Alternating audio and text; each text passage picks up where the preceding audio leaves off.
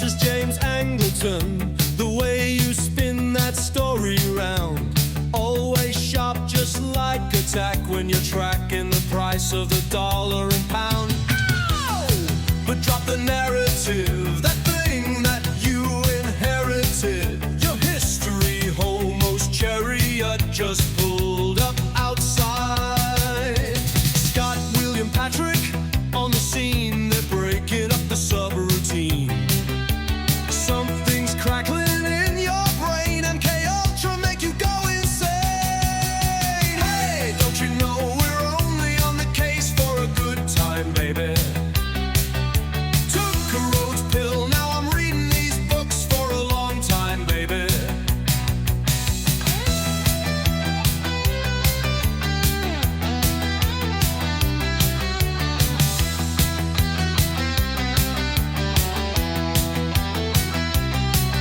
Honey pots and psyop traps, you can trust the plan until you snap. Slop conspiracy everywhere. History homos clear the air. Close your eyes, what's truth or lie? Hiding in the space between. Reality's a tangled scene. Tune in, you'll know what I mean.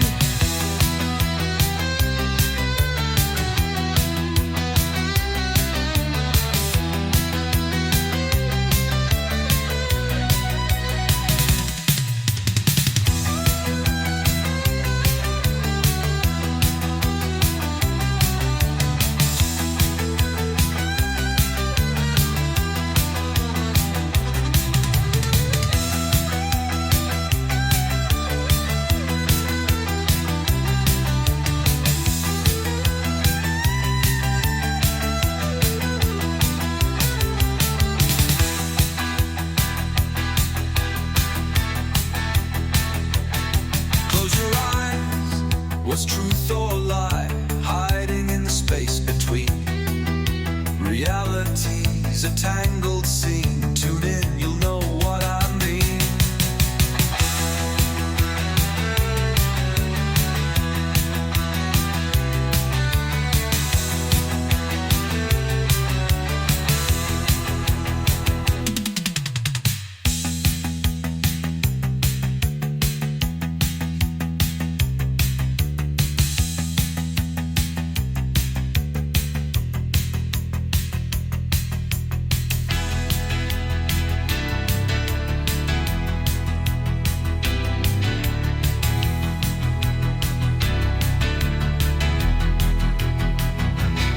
Hey, history homos only on the case for a good time, baby. Took a Rhodes pill, now I'm reading these books for a long time, baby.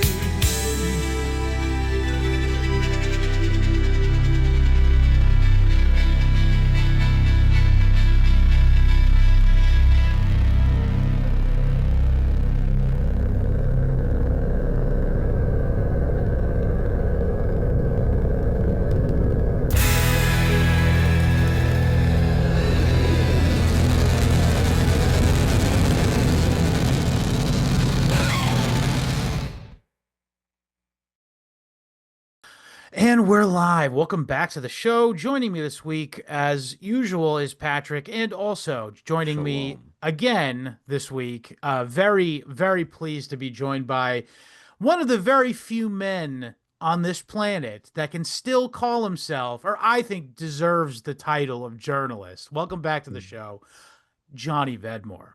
Oh, that's exciting. Deserves a title of journalist without being sent to the gulag. No, you have to be. I think if you're a journalist, you have to eventually resign yourself. A real journalist, you're going to end You up. gotta do a stint. Yeah. Toughens you up.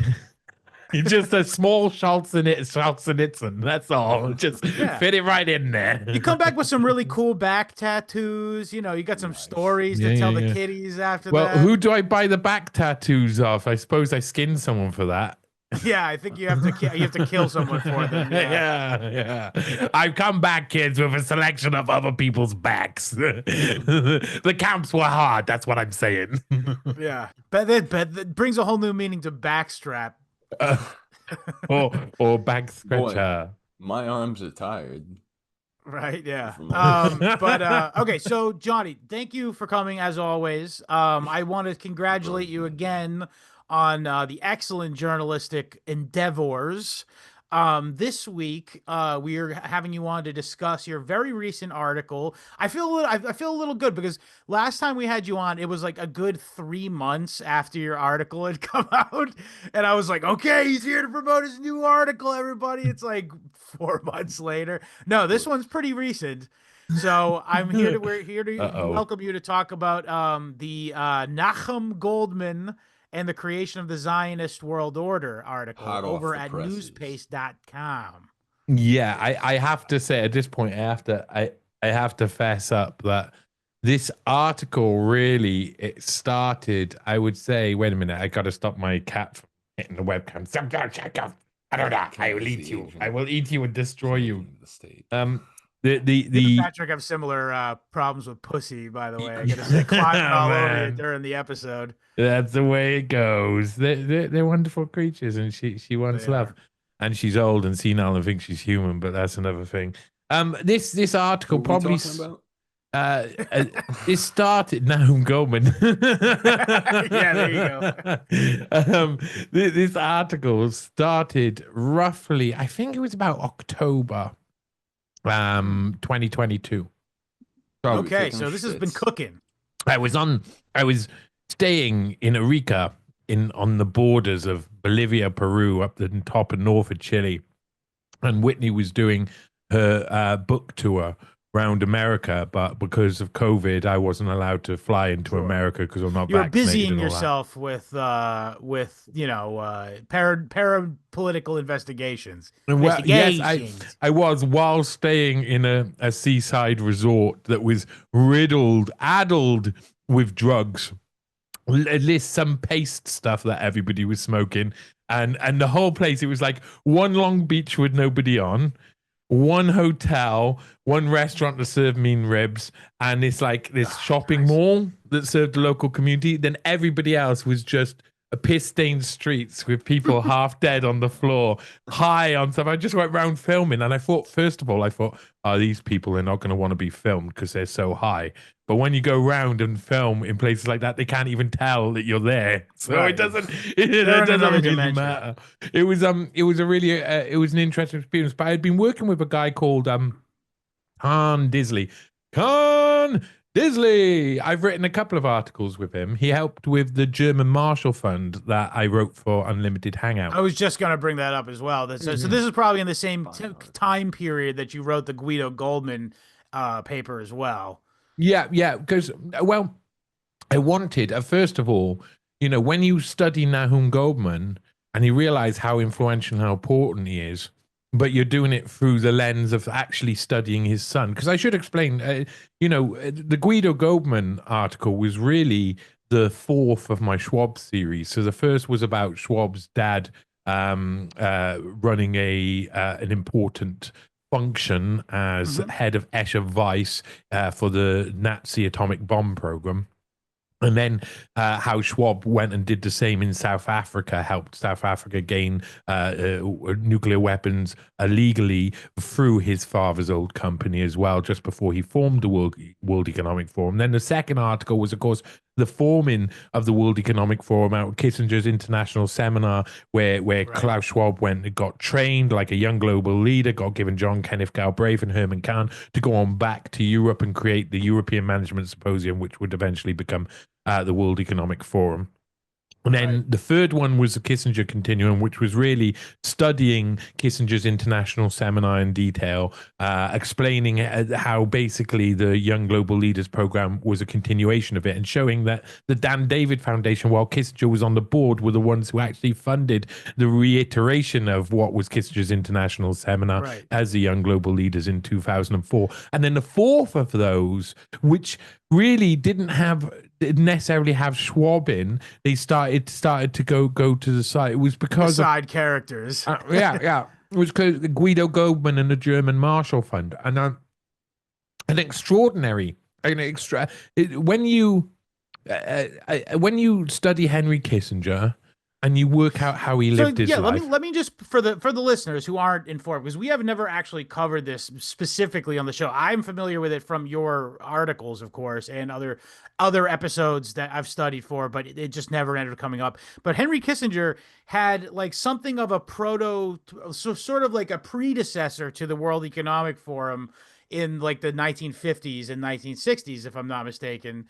Oh, we Um, never talked about the Kissinger's International Seminar. Not together, no. Mm. I'm familiar with it partially from your work, but yeah, so he had this thing called the International what do you call it? Symposium. Yeah, Kissinger's it was called Kissinger's International Seminar Seminar, right. in private papers to William Yandell Elliott. Kissinger wrote it should have been called Yandell's International Seminar. Yandell Elliott, sorry's International Seminar, because he believed that he was the real guy behind it. Kissinger Sure. wanted to join like was coming out of Harvard, had written the biggest dissertation in Harvard's history. It was basically a book, like a crazy amount of kudos was coming his way. He could have pick of any job. He tried to go to the FBI. They stopped him. A few other people sent him towards the way of the CFR, the Council on Foreign Relations, and they were running programs out of Harvard and via the Council on Foreign Relations on creating. It was really linked to the CIA, because the CIA, when it was formed in 1947, were like, we need to install, what do we need to do? Or we need to take countries off the Soviets, and we need to install, that means we need to install leaders into these different countries. And so for that, you need someone Patrice who's Lumumba, so many different examples. yeah, well, I mean, you can go from King Farouk was the first one in 52, then Mohammed Mossadegh in 53, and then so on and so forth, and all of the rest of them. They needed people to replace those people, and what they had found out when they had put Nasser in charge in Egypt. He's going to just do what he wants to do. Well, he's going to end up a couple of years later. He had turned around to the Soviets. He had done exactly the thing that they didn't want to do, because the Soviets are going to come along and go, hey, person who hasn't got real allegiance Say to what you want anybody. about that dude, though, and his son, but like, it's still run by them. It's not. It's still not run by America, and it's still not run by the Soviets. So Yeah. Egypt is a special place, though. It's hard to actually, I think it's hard to tell an Egyptian what to do. I mean, you could say that. I think many nations have risen and fallen learning that lesson. I had got to 1950, 1951. I was examining what Kissinger was doing, and he was being given all of this money. Now, the original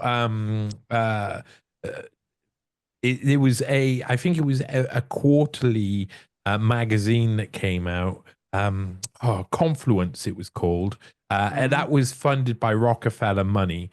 So we know there's Rockefeller money. And later on, New York Times article in 1967 and a Ramparts magazine article as well showed that the CIA had been funding it between 1960 and 1966. like Miss Magazine. Yeah, to a tune of about 175,000 they admitted to anyway through various conduits.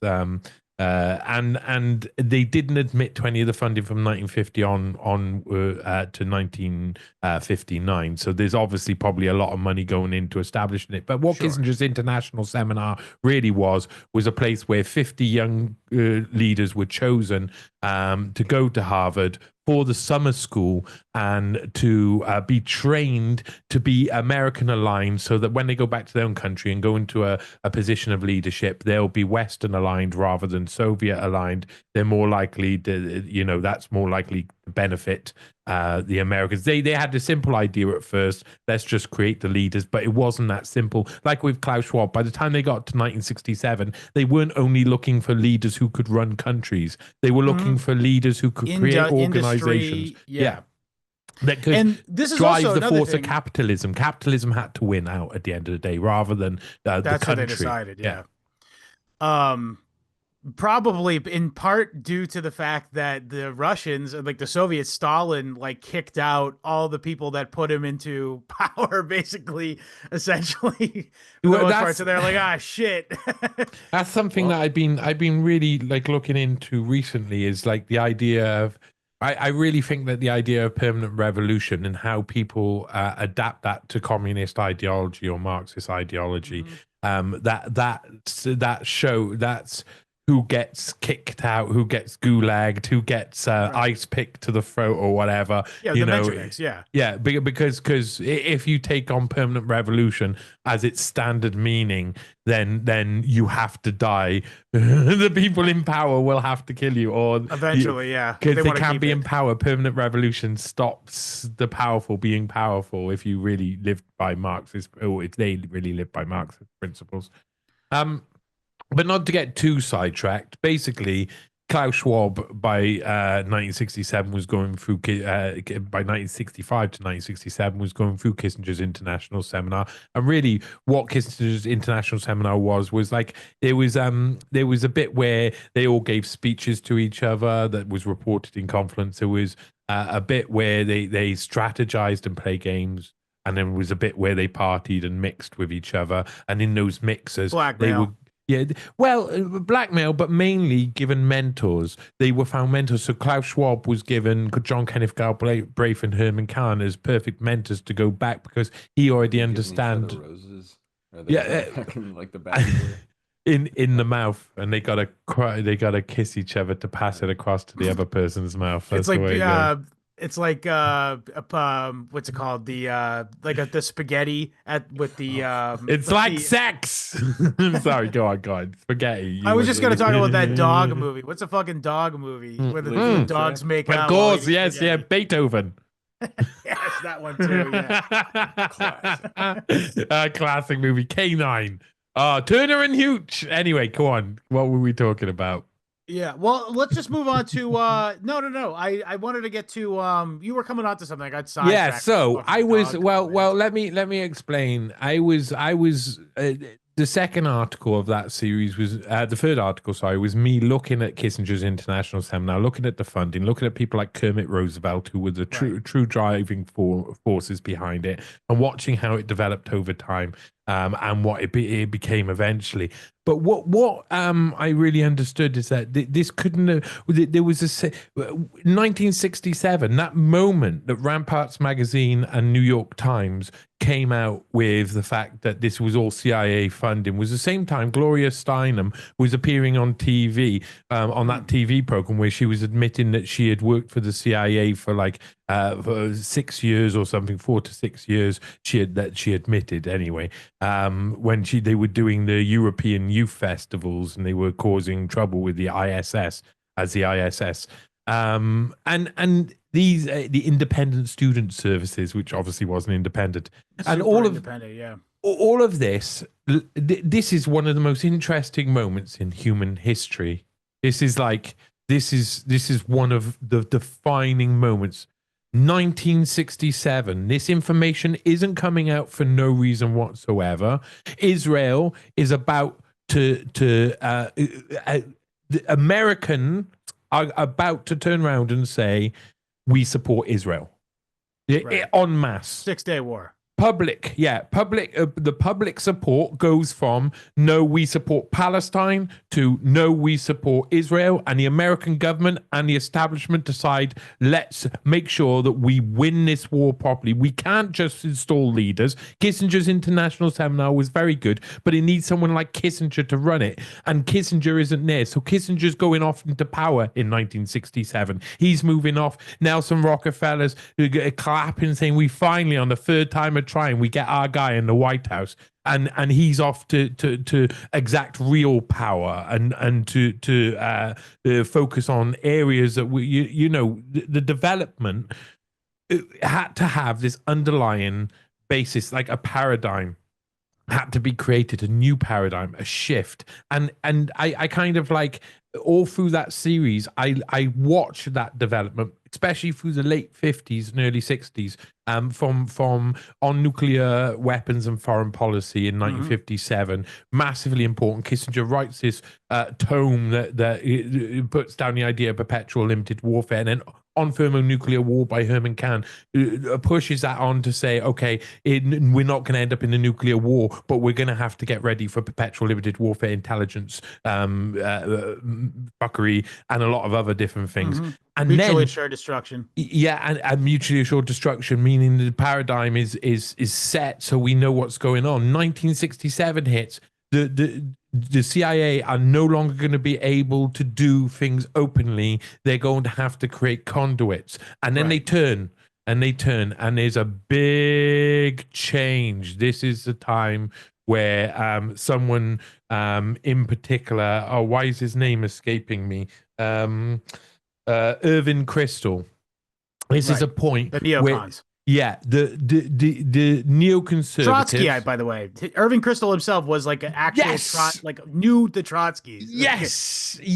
Okay, so again, this is why I've been studying permanent revolution a lot as well. Right. Yeah, I pick up what you're putting down. Yeah. Because the thing is about the neocons that made them different from the left, the rest of the left, is they were as far right as you go, and then they believed in this really far left ideal of like creating perpetual warfare through permanent revolution, but in other people's countries. It was all about causing disruption in ways that were controlled, not at home, so you can't keep order, but elsewhere. The disruption is elsewhere. And this is a point where they decided non-governmental organizations was the way forward, that they needed to the enterprise they shifted to. Yes.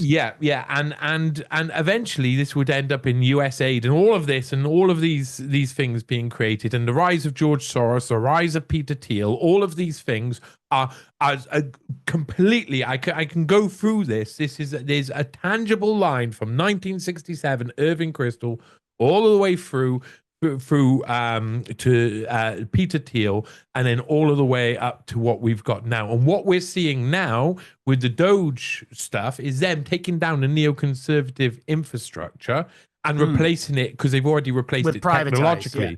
They've already replaced it with technology. They don't need all of these non-governmental organizations in other countries. They've already got the tentacles of technology in there. So they're saying, we're getting rid of all this stuff that's wasting money. They've already changed the game. The neoconservative way is still happening. It's just happening in hyper fifth generation warfare. Right. It's a revolution, and not just like the political sense. It's like a literal revolution in terms of what style of tactics they're even using. Now, I'm glad you brought up the Peter Thiel tech connection too, because this is something me and Patrick have been talking about a shitload lately, which is like, you really watch the intelligence agencies and DARPA rather.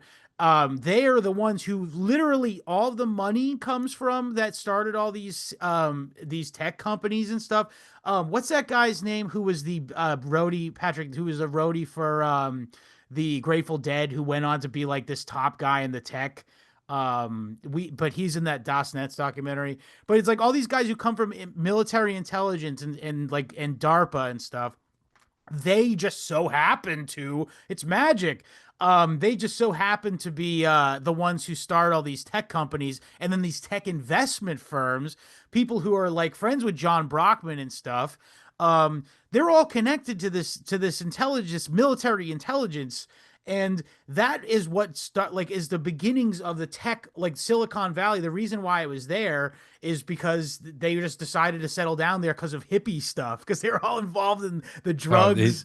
We're heading towards modern day Austin, Texas. Let's go back and go back to 1967. No, we're going to head to what you're talking about now, the center of it, the center of fifth generation warfare, the center of Kill Tony, the center of Joe Rogan, the center of Musk and Thiel's operations. We're going to go there, and that is really a neoconservative operation that is still comes from this original one. You see, the technology back in 1967 wasn't good enough. They had to create all of these organizations, conduit organizations, non-governmental organizations, and for that they needed different functionaries, people who would be able to do the CIA's bidding on behalf of the CIA, but weren't directly connected with the CIA, but were tongue-in-cheek connected to the CIA. Right.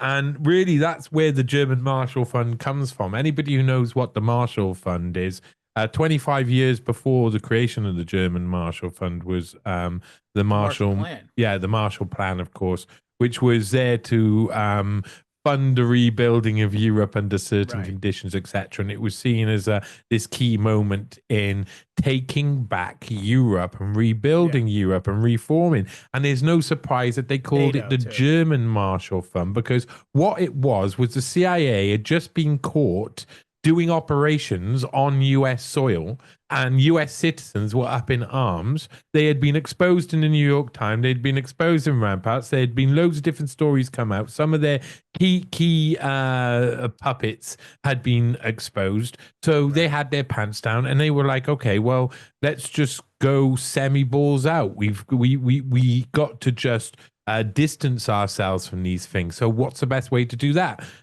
Let's go and get a representative of ours to go to Germany and go to the Chancellor of Germany and the I can't remember what they call the financial minister, the head. Of the Reich of the I don't is don't it know. a chancellor? Yeah, that's that's usually the fiscal manager. Yeah, but it's a chancellor in Germany. Actually, it's like Chancellor Merkel, isn't it? That's what they call. She their was prime President minister. Merkel. Oh, was she? Okay. So they went to the chancellor anyway. Whatever the name you call it, they went to that guy. And that guy was linked up. What's his name? Oh, it's going to be really annoying. Conrad? Go on, say it. Yeah. Conrad Adenauer? Yes. Wait a minute. Let me. But anyway, they went to this guy. I'll have a little look as I'm going. They went to this guy, and the guy was well into. It wasn't Adenauer. It was. Wait a minute. Let me just. Willy Brandt. Willy Brandt. Willy Brandt was the chancellor. Brandt. Yeah. Now he had links with youth programs that were run by the CIA. He had actually been out of Germany for a lot of time. He'd been somewhere like Norway or Denmark. His family had been living, and they weren't actually kind of Germans. And what he did was agree to pay for it was like the Germans were paying for the Americans to create organizations that would be targeting Eastern Europe on the Germans' behalf.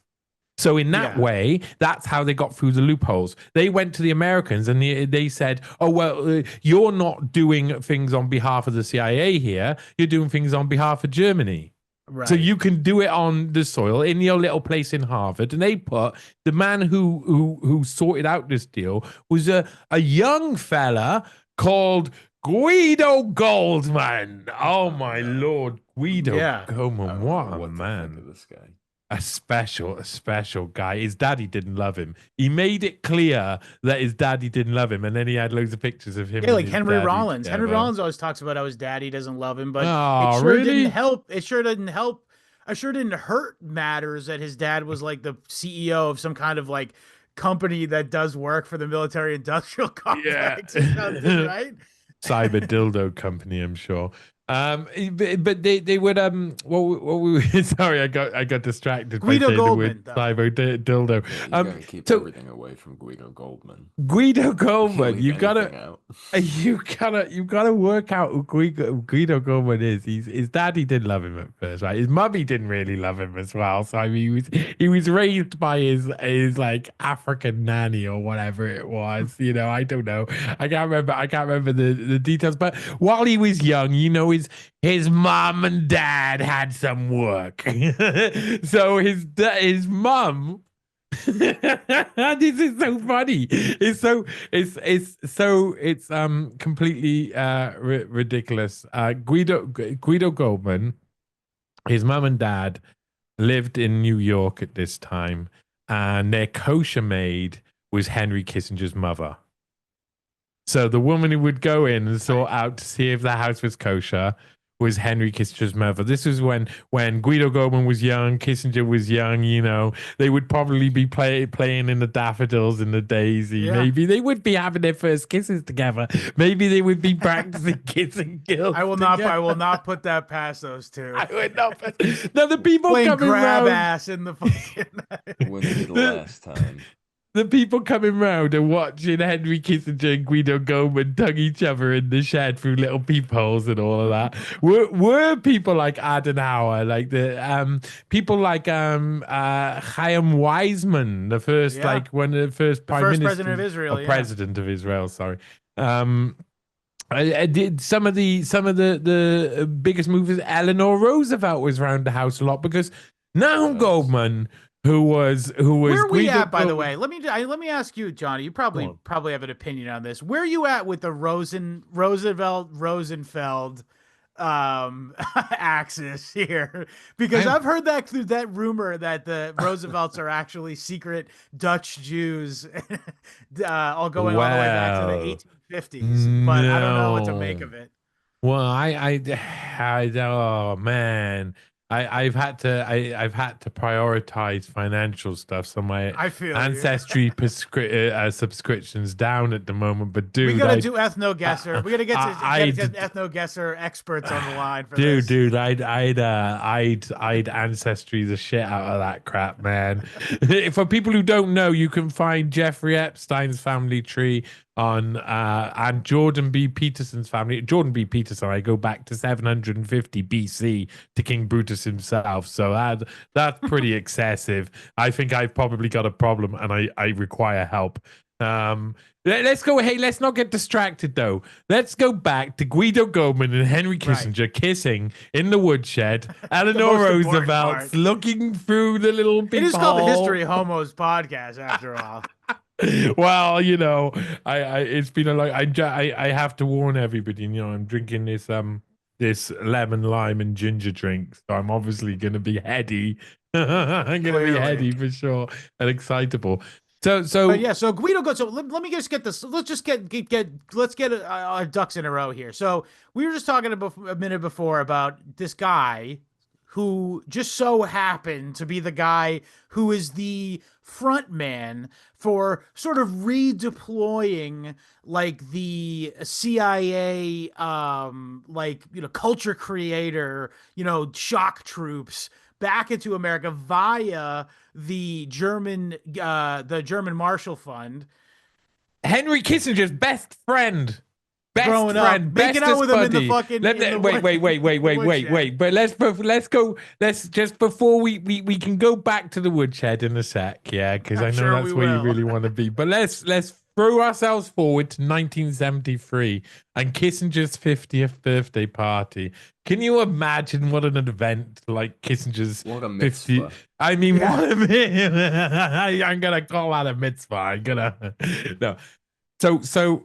He wasn't even halfway there. He was. You wouldn't even believe it was just a mitz or just a var. It was one of the two. wait, listen to this. This is epic. This is epic. Watergate. They discover What's that? Watergate. They discover that the White House has had the bugs put in all of these offices of all of these media institutes, yeah? But just before they've actually discovered this, 75 specially chosen invites have been sent out by Guido Goldman himself, who is organizing Henry Kissinger's 50th birthday party at a swanky New York dining establishment.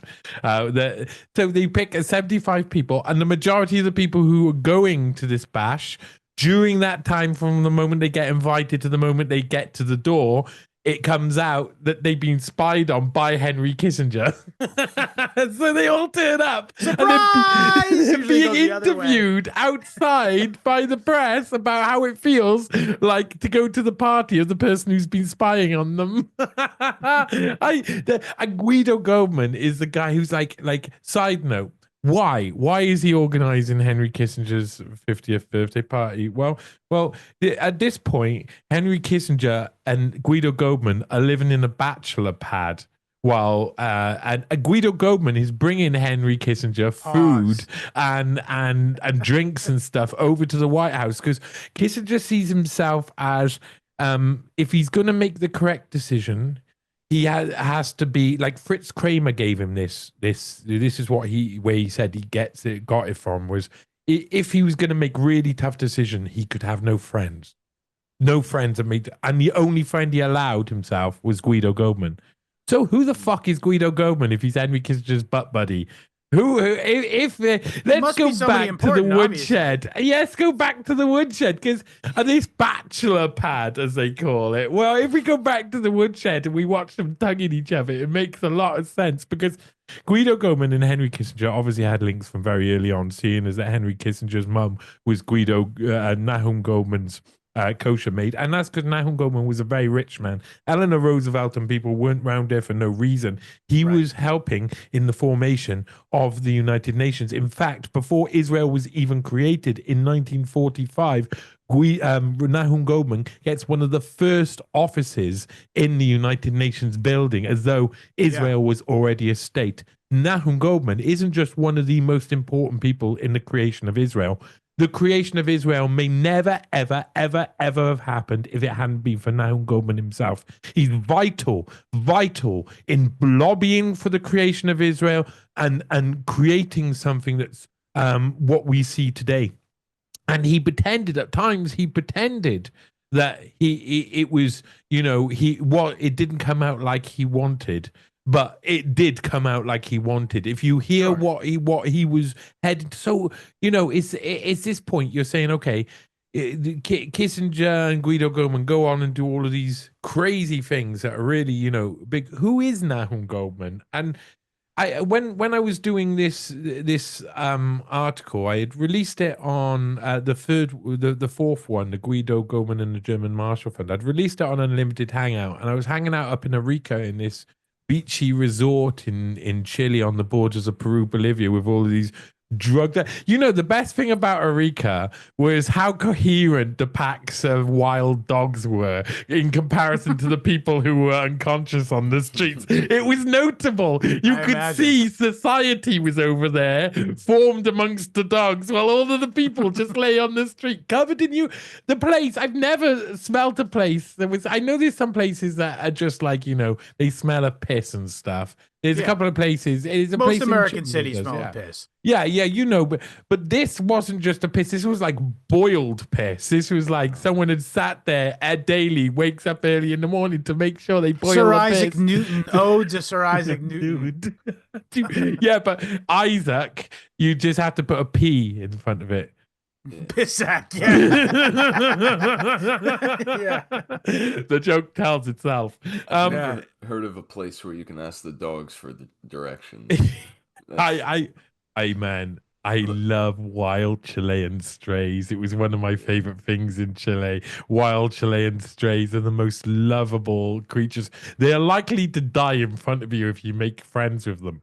That's what I discovered. You make friends with them and they walk in front of traffic and die like, I'm so happy, I'm invincible, and that's it. But anyway, I was in this, I was pondering it, and I got on the old internet horn to a man called Khan Disley. And in actual fact, we were going to write this article together. We didn't end up writing this article together because we got distracted by...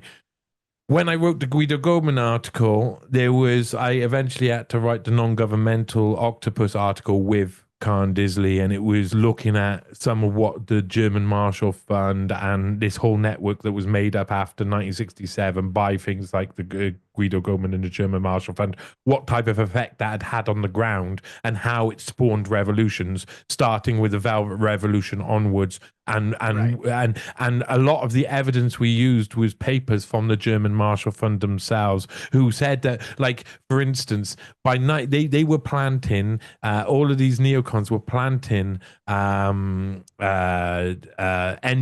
all over these countries to cause revolutions. The first ones, the Velvet Revolution in Czechoslovakia, it only took 50 to 100 NGOs to create enough turbulence to make that happen. And then when that happened, they lifted up those NGOs and they put them in other countries, and they kept doing that Literally over and over people. again. Yeah, creating new ones and then putting other ones on top and moving them in and keeping going and going. By the time it got to 2004 in Ukraine had 30,000 NGOs there by German Marshall Fund figures. It had gone from 1989, 50 to 150 to get a cause revolution to 30,000 and a complete sea change in Ukrainian society. And that was the CIA. That was all of the CIA's tentacles via conduits doing this from what was created out of places like the German Marshall Fund and Open Society and all of the different places. Open Society Foundation is the Soros one. Yeah. And Soros comes up a lot in that article. Specifically Ukraine. He was all over that one. These guys all have this weird history that goes back, and it's no different for the fathers of these guys. So with George Soros, if you look back at his history, where he ends up being like some weird young Jewish debt collector working for Nazis or searching, not net debt collector, searching for Jews to send to camps and stuff. Sure. Sorry, it's a little bit different. He was, he reverted to ethnic form and just started collecting debts while he was on the job. Yeah. But yeah, no, you're right though. There is something about Ukraine. Did you say it's more something of a to do prophet? With the No, a truffle pig. Something like that. Okay. I was gonna say, I think it has something to do with the Pale of Settlement. They're like still pissy about the whole czar thing. Like they just like have a real axe to grind with. I mean, it goes back to if you're familiar at all with Jacob Schiff. Jacob Schiff was Schiff Kuhn and Loeb, which was like a very, very, very important financial group in America in the late 1800s, early 1900s, and they ended up marrying in with the Rothschilds, with the Warburgs. They were married in with the Warburgs, and the Warburgs ended up marrying in with the Rothschilds. The Warburgs were like the middle group there, but basically they like Schiff Kuhn and Loeb is responsible essentially for the Federal Reserve in America. But the reason I bring this up though is because this is what reminded me of it, is that Nahum Goldmann was in World War I was like loyal to the Germans and loved the Kaiser or whatever, and tried to convince the Kaiser to be like into Israel, the Israel project. Interestingly, also Jacob Schiff also was a pro-German guy in World War I, and the other thing was he switched when he realized that the Germans were going to lose in the essentially. fourth quarter. Yeah, well, it wasn't just that, but he was also hooked in with like the Milner Group and stuff too. So there's like a whole intricacy of this is exciting. This is exciting, and you've got to the right place. So I should intersect here because you were saying about World War One, that's really important. Nahum Goldmann's father, so Guido Goldmann's grandfather, was an extremely early adopter of Zionism and took and influenced Nahum Goldmann's direction from a very young age, taking him on pilgrimages to Israel and instilling him with this feeling that a Jewish homeland was necessary. Right. By 1917, Nahum Goldmann is, I can't remember what the actual term is for it, but Nahum Goldmann is working for German intelligence. They are basically in about 1917. There's a lot of people who realized Germany were gonna lose, and the Jews were, of course, accused later on of taking advantage of that. And doing exactly what you said. Lots of people switched sides once they realized the war wasn't going Germany's way. And Nahum Goldmann was one of the people who was at that time working for German intelligence. And by 1920s, he's off lobbying for the creation of Israel and a much more globalist idea. And he's becoming very anti-German by the time it reaches the point in the 1930s. Nahum Goldmann is publicly flying around Europe trying to warn about Nazis in a way which is really like, there's a lot of two-faced during that period. you know, we like to think of things, or we're given this idea of fairy tale image of what happened during this period. In actual fact, these people were using whatever could emote people, and the fear of loads of people dying was something that was a really good tool for these people to try and muster up support for their causes. And even when World War was happening, there was a weird relationship in Palestine, because the British obviously had the mandate to control Palestine, but the Jews were obviously trying to cause trouble with the British and trying to make it uncomfortable for them to stay there. They knew that they could say, "Oh, this is a Jewish homeland, and so you're an occupier now," and flip the anti-colonial sentiment that was coming from many quarters. Because, you know, to win in World War II, Britain had to put the colonies under the cosh. And in doing so, that was always going to have some form of opposing reaction. Now, I just want to jump in right here. 1937, the Patrick. British. He can jump in a second. The 1937. Let him speak. The British put out a white paper where they restricted the amount of Jews going into mandatory Palestine to only 15,000 per year, and the Zionist groups were fucking furious about this. That's what led them to do the Havara agreement with the Nazis, by the way, as a side note. But also, the other thing is that, I got to stop this. Hitler cat. He's got a Hitler mustache, so I just thought it was appropriate that she was trying to get up here. What's his ancestry? German Nazi. Aryan. Anyway, go on. Yeah, no. So Austrian. they did this 15,000 Jews per year thing, and so, and there's way more than that too. Like, there's also a pretty big instance of so what I'm trying to vindicate what you're saying here with, like, they would try to utilize like emotional appeals in order to like drive public support. For instance, one of the things was, notably, I can't remember the name of the piece of legislation, but the Zionist faction in the British Parliament, people like Disraeli and stuff, were responsible for stopping a group of Polish. This has something to do with the white paper. No, I was going to say that there was like a bunch of Jews who were supposed to like leave Germany and go to England, and Parliament stopped it, in part due to support from the Zionist faction in Parliament. And in order to, so they'd be like, no, we need them to die in Israel, die in Germany, so we can have more reason to have Israel later. Like, so this crazy fucking stories. I should have pulled up the information about that.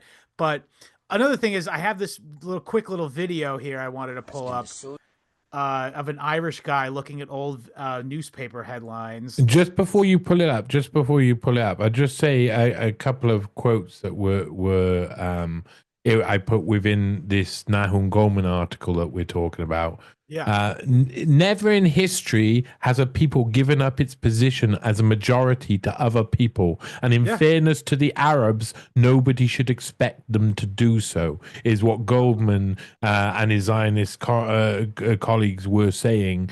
And they were saying Palestine as a whole must be recognized by nations of the world as a Jewish homeland, where Jews shall have unrestricted right of immigration and colonization, and where they shall be free to become the majority. The crux of the solution, I prompt, large-scale immigration goes into millions if need be, as of right.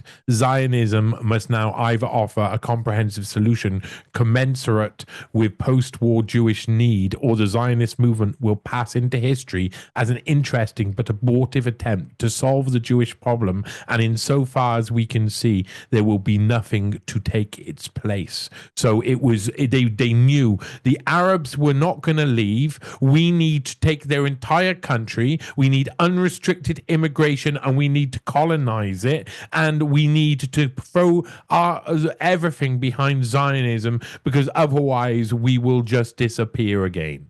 That's what they made clear, and that's what they believe. Was pushing. That's what Nahum Goldmann was on at the center of. Go on. No, I think it's interesting too, because if you had asked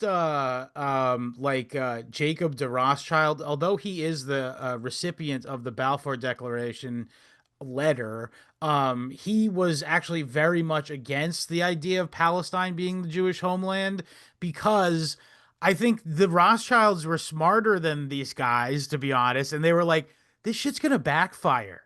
Give it 100 years if you want, but this is gonna look bad when the world has realized that we had to basically kill an entire race of people to get this area.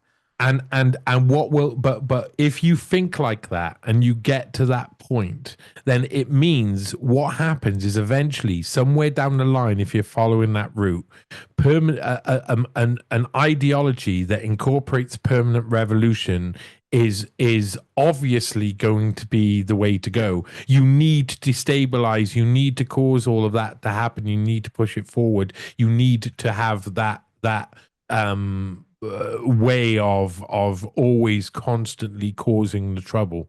Anyway, go on. Sorry, you were going to show a video of I was of going me to show dancing. a quick video. So, but yeah, I still owe you a dance. Okay, one sec. I gotta share this. He owes me a dance. Do you hear that, people? A dance. So, okay, this is New York Times. I'll just put this volume. I can read it. June 6, 1915. This is the New York Times here. And The Sunday edition. The Sunday edition. Okay, and we're just going to look at the headline now. 6 million Jews were killed by the Russian government. So this is Don't stop laughing. Why are you laughing at that? No, I'm joking. Go on. 6 But million. yeah, Has so that ever happened? Is that actually this is real. Yes, this is Oh, I know real, this is. October What? This 18, is real. Is this really happened? Are you saying 6 million people? What are you? I Well, that's thought I the was thing, coming on a historical podcast. I'm eating a Mars bar as you're telling me this. I'm just Six, saying. The 6 New York million Times Jews reported- died, you say. Give me a second. It says a $1 billion fund to rebuild Jewry. 6 million souls will need help rebuilding their lives.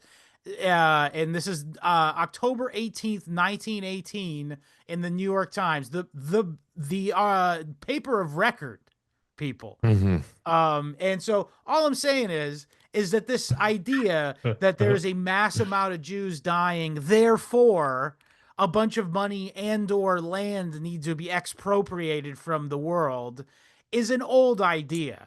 And it has been sort of toyed with since the idea sort of came to Theodore Herzl in the 1870s, I believe, during the what's that guy's name? Aleister Crowley. The Dreyfus. Oh yeah, Dreyfus affair. Yeah. I can't help it. Sorry. Madame Blavatsky might have had opinions on it, though. Oh, Madame Blavatsky. Now there's a dance. You can imagine it'd be a fantastic. There should be some form of theosophical Andrew music Lloyd Webber show. play about theosophy. That would be fucking sick, On dude. Broadway. Yeah. On the Strip in Vegas. And eventually, you get to Barbara Marx Hubbard getting uploaded into the hive mind. Like right at the end. That's that's amazing. They actually immolate an actress every night. A new actress every night. Yeah, every night. Right, very expensive production. But worth it. Yeah, you never get that smell out of your fucking theater clothes, though. What of ashy actresses? Barbecued actress. I quite like the smell, to be honest. Reminds me of chicken. I don't know. Yeah, maybe you got a whiff of it down in Chile, and then never got out of your minds. When did people now cannibals now in Chile? I don't know. I just figured, I got all those people lying around on the ground on drugs. Well, you may as well cook them. Why not? Well, we got too many homeless people. What should we do? Soylent Because we're Green. gonna eat them. Yeah, What's one problem in 2070 that we're not gonna have? The homeless, because we're gonna eat them. They're bugs. Arguably, there's something worse going on down there than cannibalism, and that's Johnny. Have you come across people cooking guinea pigs? Yeah. No, well, I haven't. I What's didn't. going I didn't come across. Yeah, man. You didn't partake. No. I never came across a restaurant where it was happening. And I know people who have eaten guinea pig, and they haven't regretted it either. Wow. They haven't regretted it. They're So so cute, though. I know. But if you're hungry, Yeah, I Yeah, if get you're it. living on the fucking beach, I mean, I get wanting listen. to eat a Okay, guinea pig. I think it's mainly like it's probably Peruvians more than Chileans that cook, and I think Peruvians you're and right about Bolivians. that. Yeah. And I don't know if you've I mean one thing I did experience in Chile was going to Peruvian restaurants. And Peruvian restaurants run by Peruvians with Peruvian chefs will make you shit blood of happiness. That would came out wrong. Let me try again. They have very tasty food. I bet. extremely Yeah, I've heard extremely tasty food. Rainbows come out of your butt afterwards. Nothing There else. you No go. blood. I was gonna just say. rainbows. That was a bad metaphor. No. It's so good that it destroys your very life. You can never go back to regular food. Never Yeah, go back. if this is food, what were we eating before? Peruvian food is unbelievable. So if they cook guinea pigs, good on them. I'll eat them all. Sure. Okay, so let's get back to Nahum Goldman. The man What a with 7 clown. passports. So, by his I- own admission. Sure. Yeah, he has 7 passports. So yeah, we found this pretty interesting video of him being interviewed on some German talk show where there's no subtitles that are not like I had to have them auto generate through YouTube. Oh, I was gonna say I can always I don't speak German, but I can make them up. There's some pretty interesting, some choice quotes in there. But yeah, he the way the dude talks, it's like he's just like rubbing your nose in the fact that he's some kind of asset at all times. Oh, dude, yeah, he's real. He's leaned back in his chair. He's not worried about a thing. He's not. Yeah, He's yeah. not anticipating. Are you going to show the back. video, or are you not going to show? No, the I wasn't video? going to show. No. But, Oh, right. Okay. I was waiting to see. I was like, I was just going to comment on it for a second. But he said some things like he said, I've had 7 passports in my life. oh wow, yeah. Well, that would make sense because he was originally either Belarusian or Latvian. I can't remember. Maybe he's Estonian. Lithuanian, if I'm not mistaken. Oh, Lithuania. There you go. I could go through them. But when I first looked into that, some places actually say he was from Belarus. So I wonder if he had a Lithuanian part of his family and a Belarusian part of his family. Not for nothing. I think it was all part of the Russian Empire at the time. Yeah. So it doesn't really matter anyway. And then Germany for sure, and then Switzerland for a period of time, and then of course America, and Israel. Of course, I would say. So how many is that? Come on, you were counting, weren't you?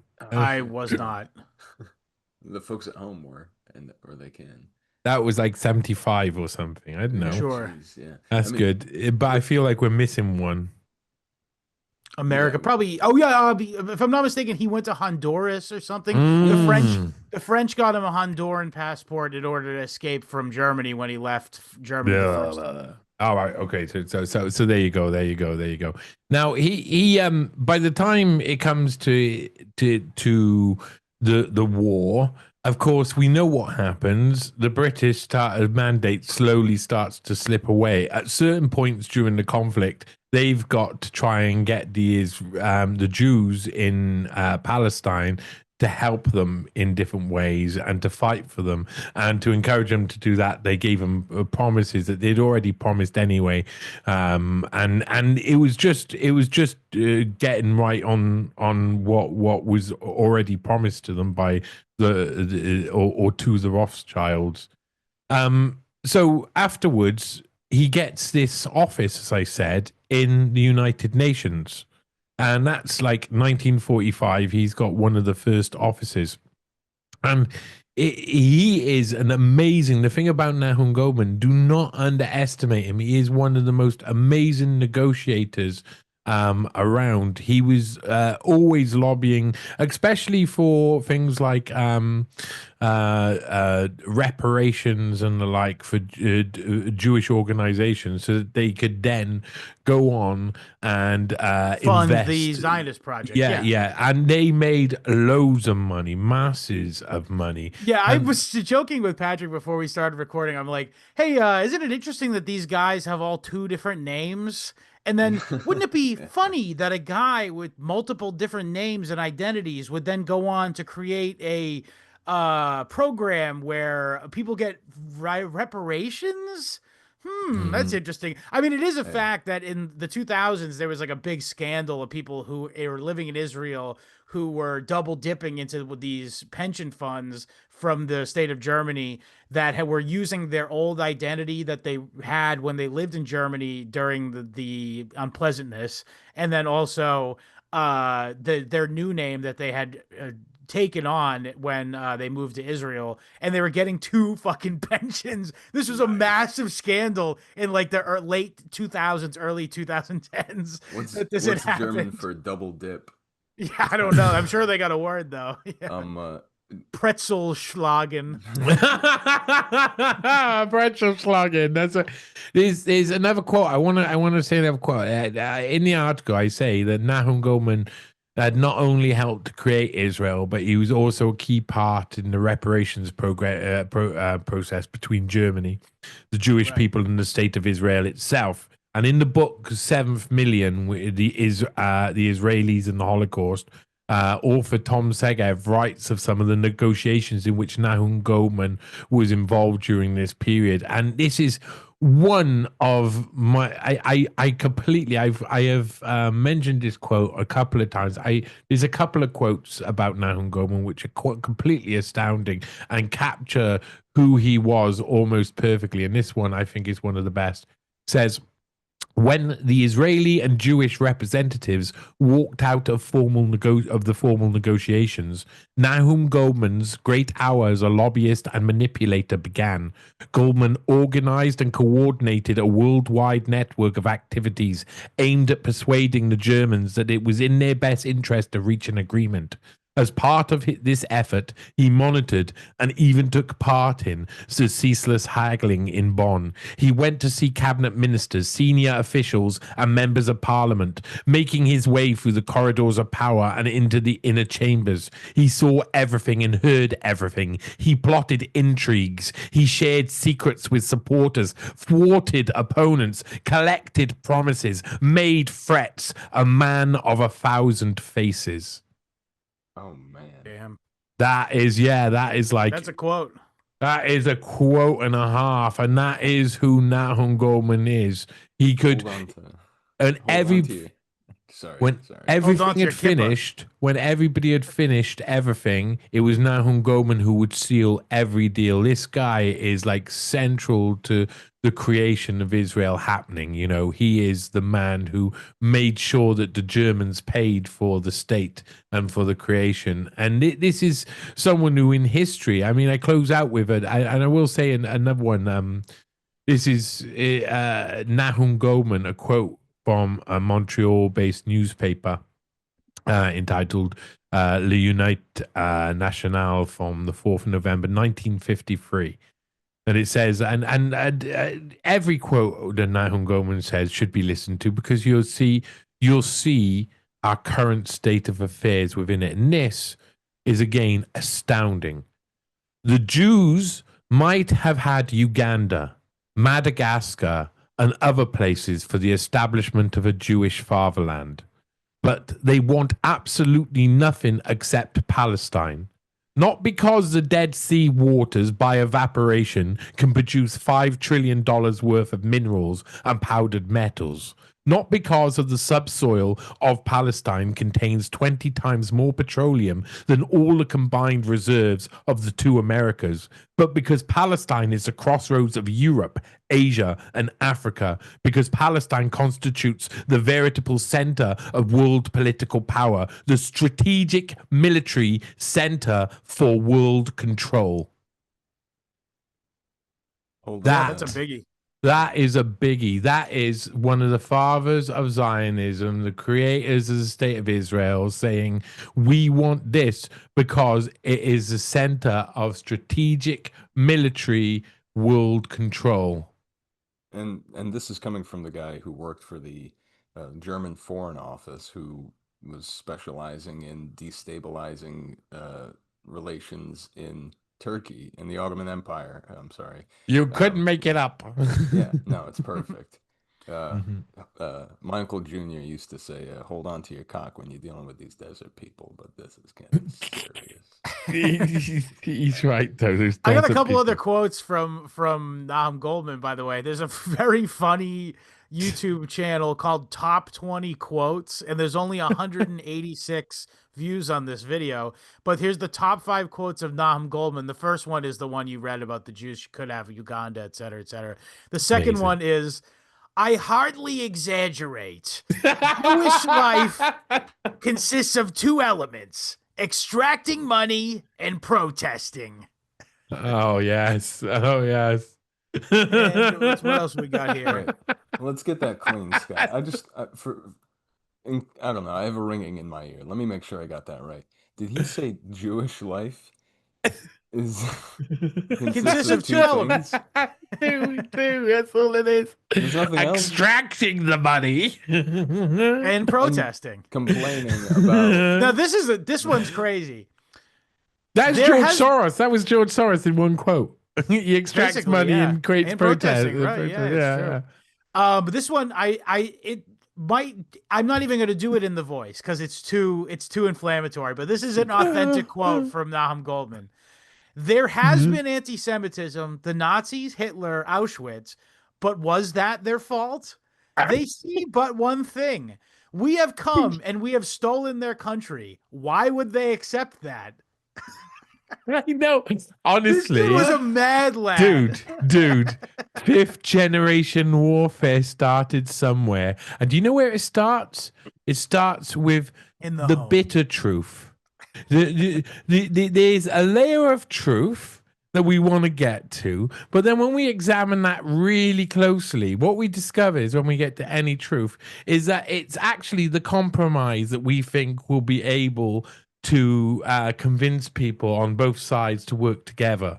It's the truth that people will accept, because the real truth that lays beyond that truth is so fundamentally scary and terrifying, and can send people into a psychological spiral where they could, which would be akin to Cthulhu walking into your room. Sure, yeah, eldritch horrors. Yeah, some sort of eldritch horror moment. Yeah, so here's a quote here. My it parents is put the child lock on the Eldritch Horror channels on the TV when I was think a kid. so, yeah. And that's a really niche. That's it. Yeah, but here's a quote from the Eldritch Horror channel. I mean, bloody hell, you guys were at it good. Go on. There's a so his name of his book is called like the Jewish Conundrum or something like that. The Jewish Paradox. The Jewish Paradox. Thank you. Yes. Yeah, there you go. But here in this quote right here, it says, let's just do. This is tough talk right here. This is wild. This is crazy. Okay, during the war, the WJC, meaning the World Jewish Congress, which is the group that he had, one of the groups he headed, one of the groups, the World Zionist Organization as well, yeah, had created an Institute of Jewish Affairs in New York. Its headquarters are now in London. The directors were 2 great Lithuanian Jewish jurists, Jacob and Nehemiah Robinson. Thanks to them, the Institute worked out 2 completely revolutionary ideas: the Nuremberg Tribunal, the Nuremberg Tribunal, and the German reparations. So so this was come up with before they even. So what year would this have been? This had to have been in the 30s. Which means that they had already planned to have a Nuremberg trial before they knew about whatever they knew about. Well, I mean, there's moments where in the article about Nahum Goldmann, which I called with a jazzy title, Nahum Goldmann and the creation of the Zionist World Order, because that's what it is, isn't on it? newspace.com. Yes, on newspace.com indeed. Newspace.com. I mean, he talks on a few occasions about things like things going on in Hungary and other places in Europe all throughout 1930s, and they're trying to highlight the issue of anti-Semitism because they know where it's going. I mean, there's so many things happening. I think one of the things I keep reiterating is that I don't think a lot of this happened because of a lot of the testing out of political paradigms needed to happen. I suppose there had to be an attempt to make some form of hyper socialism, some sort of communism, some sort of hyper fascism, some hyper capitalism. All of these things had to be for them to be satisfied. But the real thing was technology. By 1930s, at this moment where these guys are hanging around with intellectuals, and intellectuals are all saying the future is a technocracy where technology will define everything, and they're saying, okay, what is the first stage of that, which is overarching, that if we get to is paradigm shifting, and they all decide it's like basically Tesla's death ray. It's like a nuclear explosion, and the idea of being able to split the atom comes in the early 1930s and rolls, like it comes before that, but like rolls up into, okay, we could do something big with this, and it could have other applications until it hits, of course, World War. And I feel like the World War was an excuse to test out technology and push technology to limit. You can only invent. The mother of all invention is necessity, and that is true when it comes to war. As soon as it's do or die, you suddenly people come out with their top stuff. They play at their top game. They discovered that in World War One with viruses, with doing lots of the U-boats, everything that they tried out during that period. Planes, dude. Completely. Zeppelins were awesome, though. You have to admit, they're like my favorite of all of the like imagery of that time. It's just, but that's the time where technology was fascinating, and now it's refined, and we're entering up to the time that they'd always planned for. So I think they always had a roadmap, and there were things that would always unfold during those moments, and really it was always going to be a race to technology that was going to be behind all of that. I think it's and some of interesting it's you say political that. technology. Yeah, the thing about the perpetual warfare being inextricably linked with new technologies is really interesting to me. I never thought of it that way, because when you look back at like all of the wars that are like in the American sort of consciousness, at least, all of them were massively big testing grounds. Like Vietnam, I mean, so much technology was tested out. The cloud The American seeding, Civil War, dude, is you for got sure, riflemen. You went from musketmen. You went from. I mean, this can be under early 1600s. You get flintlock. Matchlock muskets. You have to have a little bit of rope. It's got to have a little be lit. You have to have someone who carries that and brings it to you, and then you flip it up onto your thing, and you fill up your little powder, and that fires your bullet. And then in the late 1600s, you got flintlock muskets being aplenty around the place, and flintlock was amazing because it just creates a spark every time. It just, the rate went up, and then the riflemen come along, where early riflemen, you can shoot 3 shots in a minute, and that just changes the game, and the formations change. So the military technology, the military strategy changes as technology changes, and those slight increments, they're exponentially more deadly until you get to that moment of the early 1900s where machine gun technology goes little. That was when it got really deadly, right? But I was gonna say in the 1970s, or 60s rather, Vietnam, that's when they started to go, okay, well, we got the killing people technology out of the way. Now let's start going for the mind. And then you got the Phoenix program in Vietnam. You get, well, first of all, Korea is where the mind control really started. But I was going to say, but the Phoenix program in Vietnam, plus the cloud seeding, Agent Orange, the Moab, they did the Moab and the Daisy Cutters in Vietnam. I did a piece on this. There's a piece on Newspace on the drop-down menu, Porton Down's ideological cloud. Before I wrote about the Wellcome Trust's involvement running up to foot and their involvement in foot and mouth, and then eventually their involvement in the pandemic, and how people like Jeremy Farrar and others were used to cover up the true origins of the Wuhan lab virus, etc., etc. I started writing that article and realized very quickly that I'd have to write a long article about Porton Down first, so that I could, set down what we're dealing with and what they're willing to do, because there were so many connections and there were so many people who were connected with both the Wellcome Trust and Porton Down. People like one of a guy called Roy Anderson, who is the who mentored Neil Ferguson, who wrote the crazy charts and was very involved. Yeah. He wrote that. I read a book by him called. Oh no, that's Niall Ferguson. Different. Okay, all right, never mind. He's a hyper intelligent intellectual who causes my willy to both get hard and be limp at the same time. It's amazing. It's almost spiraling. I can't watch him or I'll end up with a vagina. I suppose that was what will happen. No. There was one of this guy Roy Anderson. One of his guys that he had on his team was a guy called Brian Spratt, and he had been involved in coming up with like writing or heading up the investigations into Porton Down's leaks over the years. But Porton Down by the late 90s had released a lot of information about what they'd done from 1917, their basic inception. And they had been spraying everybody with zinc cadmium sulfide, with E. coli. They had been spraying from the sky. They'd been spraying from trains. They'd been spraying from planes. They were spraying from the sea. And there was some like East Lulworth in down in the south of England.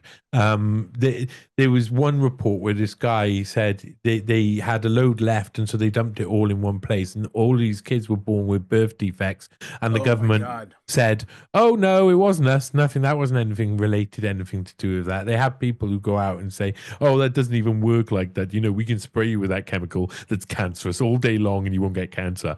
These guys are the worst of the worst. No. They're just and a lot of their experiments that they were doing were things that when you actually hear some of the accounts were just like torture programs. Really, they were trying to work out the edges of human tolerance, capabilities. Yeah. And then came the point where they started to look at the mind. So I mean, that's where, but it's the same sort of thing. What they've been willing to do for a long time is thick, or how about Gulf War, stuff. U.S. Gulf War too. Technology shift. Let's test everything out.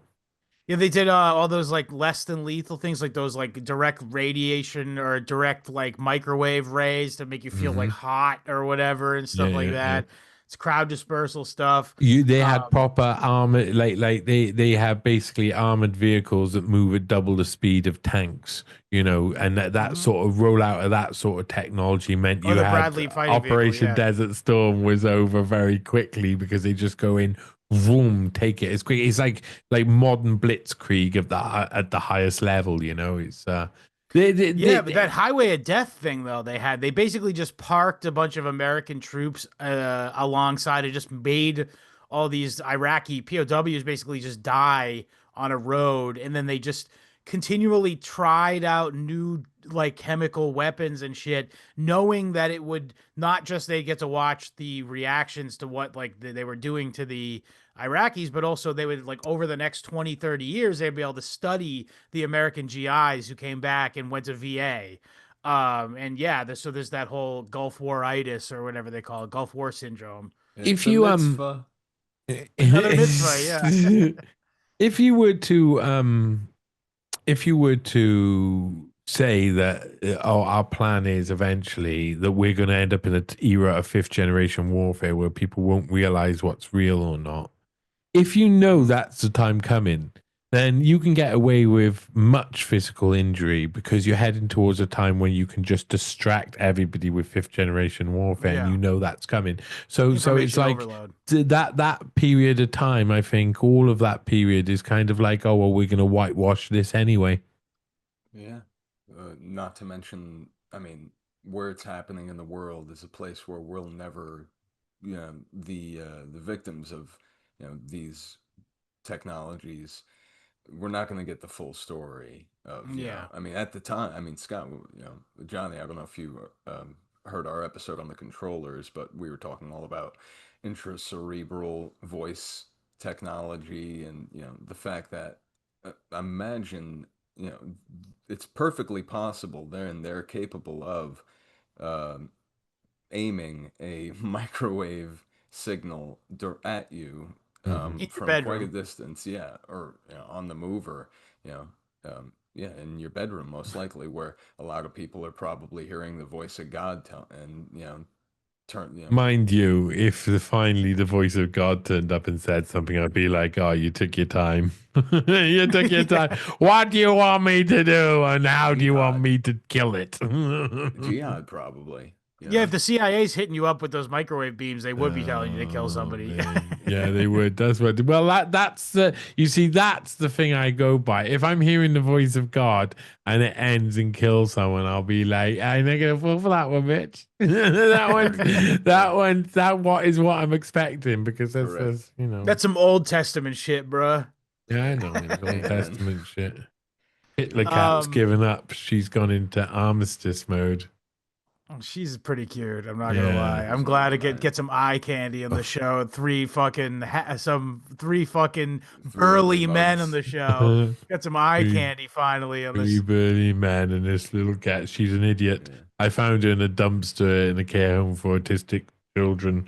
And she had little burnt whiskers and she was a tiny little kitten. I thought she was lovely. But it Did turns the out she children get just to her, or was it something else? I no I'm pretty positive that one of the kids tried to set her whiskers on fire. Oh man. I'm pretty man. It was like it wasn't a place for the faint of heart. Some Sure, of the I bet. people there, the guy I was on a lot of the time with a few others because he had about 3 or 4 people with him. He was a 4 to 1.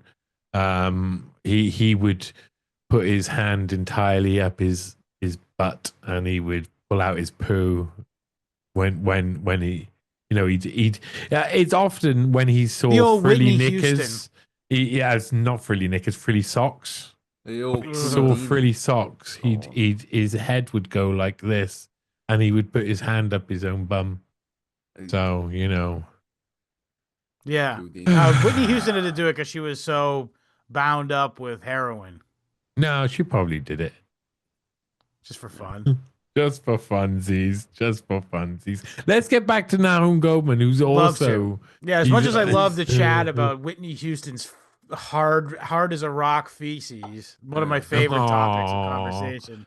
Oh, poor Whitney Hubenstein. How about a man with a heart as a turd heart, Nahum Goldmann? Yeah. He's a turd heart. He is Yeah, a he's got complete and utter for turd heart. heart. Guido Goldman, he lived for a very long time, Yeah. and He German hooked up Marshal. with Epstein to some degree, correct? Well, and the woodshed. Yes, it's very weird. Well, I'll say this. Let me couch this a little bit because Okay, I go know on. as a Yeah, fact ouchie. that that Guido Goldman had a very close business relationship with the Bronfmans. Now, anyone who's familiar with Jeffrey Epstein will know about the Bronfman family, the ones who own the Seagram's company, and obviously way more than that. It's way bigger than that. Notably, I believe Seagram's was a major partner in funding the It was much bigger back in the day. They really rinsed their own family Oh, I fortune. know. Yeah. Well, I they mean, dumped a bunch of money into making those the initial casinos in Las Vegas, which, as you know, is also a continuum of money that was being handled by fucking what's his name, Meyer Lansky, and his affiliates and stuff too. So it's all the same thing. People. One of the properties that Guido Goldman had, one of the properties that Jeffrey Epstein, I believe that he was selling in New York. He was selling two next to each other, and Guido Goldman acted as representative of the Bronfmans in that sale. But I think it was sold back later to either him or Wexner, and they owned next door anyway. So I can't remember all of the details. It's actually in One Nation Under Blackmail. I mention it in the Guido Goldman article, so you'll see. Right, that's where I'm pulling that from too. Yeah, you'll see that in there. It's a very, I mean, all of these guys have very significant links to each other, but Guido Goldman's links are really, really, really massive. Guido Goldman's like the son of this amazingly influential Zionist figure, and he's like the legit pardon the analogy here, but he's like the legit Meyer Lansky. He's about, listen, we're gonna go somewhere here. We're gonna go somewhere here. I'm ready for it. Let take me on this journey. Guido Goldman, a mandatory Palestine. He knows right from the start that he's got to separate his legacy. From his father's. He does this in one of the ways he does this is he takes out one of the N's from his name. So Guido Goldman is spelt with one N, and Nahum Goldman was spelt with two N's. And so that's one of the minor ways. And he said, like, some of the people who like wrote his books and wrote pieces about him, kind of distance him from his dad automatically in a lot of what they do. They want to make him his own figure. He's got his own legacy. He's got his own future. And I can suppose that everybody knew, regardless, he was going to be someone and he was going to make something. But the fact that he knew Henry Kissinger already from a young age probably helped him become influential. And by that time in the 60s, he's at Harvard and he's running, I can't remember what the actual group is called. Or organization is called, but it's kind of his precursor to the German Marshall Fund. He's running this one organization, and then he gets some money for the German Marshall Fund stuff, and they really the Marshall Memorial something. No, that's a function of the German Marshall Fund. Okay, sure. So there's a few. There's Marshall Memorial Fellowship. And there's a load of other ones because they run leadership training programs. Now, we're getting here. No, I'm with you. They're in Harvard, and you got to realize where we are. We can go back to the beginning of our conversation. Guido Goldman's hanging around with Henry Kissinger. They've advanced from kissing in the woodshed with Eleanor Roosevelt peeking in cheekily, and they're now sharing a dorm room at Harvard. And there's a reach around. I don't know which way it was, but there's a reach around one way or the other. You can imagine that in your little head. What happens at Harvard stays at Harvard. Well, right? Yeah, but there was a lot happening in Harvard, and it wasn't like Guido Goldman wouldn't know. Henry Kissinger would be he would come home, he'd be like, it's been hard to dig in my international symposium, training the leaders of the future, my dear Guido. And Guido would be like, come lie down here. Let me reach around you and let me make you. So Guido Goldman knew what was going on. They were sharing a flat, remember? They were roommates. They were, bro friends. Yeah, they were loving it. So I can't even imagine what life. I mean, really, that is the best sitcom ever waiting to happen. Yeah, the Guido Goldman, Henry couple. Kissinger, the Oi couple. Oh my God, it's so amazing. 1975. You get. It's glorious. It's glorious. Anyway, so through the 60s. Never cuddle anymore. That is not a sentence. If I was to be a writer, I would never write that sentence in into the because that never happens. They always cuddle. They always had a moment when they were having a cuddle. I'm looking here. I'm just trying to figure this. I'm just forgive me a little bit. I want to do this bit a little bit, but I'm looking at a photo of Guido Goldmann. He looks about a hand and a half taller than Angela Merkel. I looked up Guido Goldmann height. Kissinger is known for being a very diminutive guy. So I was like, okay. He's also got a very tall lady, so. That's true. Well, I think he got a pretty tall fella too with Guido Goldmann. The Guido video Goldmann of Kissinger's wife scaring Mao. Yes. Yeah, That's a famous story. On purpose. But go ahead. I'm sorry. I was just gonna say, so I just found a picture of Guido Goldmann standing next to Angela Merkel. Angela Merkel being 5'5". I could not find Guido Goldmann's height, but he's at least 5 inches taller than. Yeah, Angela Merkel. I would say Guido Goldmann's probably 6 foot. I would say he's 6 foot give or tall. take. Yeah. So now stack that up quite literally next to Kissinger. Who do you think's pitching? Is all I'm asking. I got my dreams. I got my fantasies, baby. You can have yours. No, but I mean, Back to the Holocaust, please.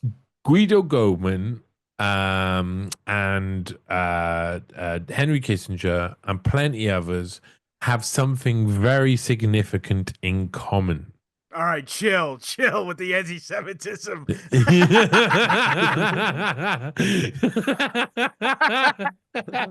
It's true though. That is. Go ahead. Sorry, I had to take it. That's good. No, they have something very much in common. Extracting money, protesting. Keep going. I'm willing to. They both got their penises sucked at an extremely young age. Yeah, no. There's you're I mean, you're close. I can't say that you've been wrong at all. You haven't been wrong per se. Go on. It's starting to sound like a quiz show. Oh no!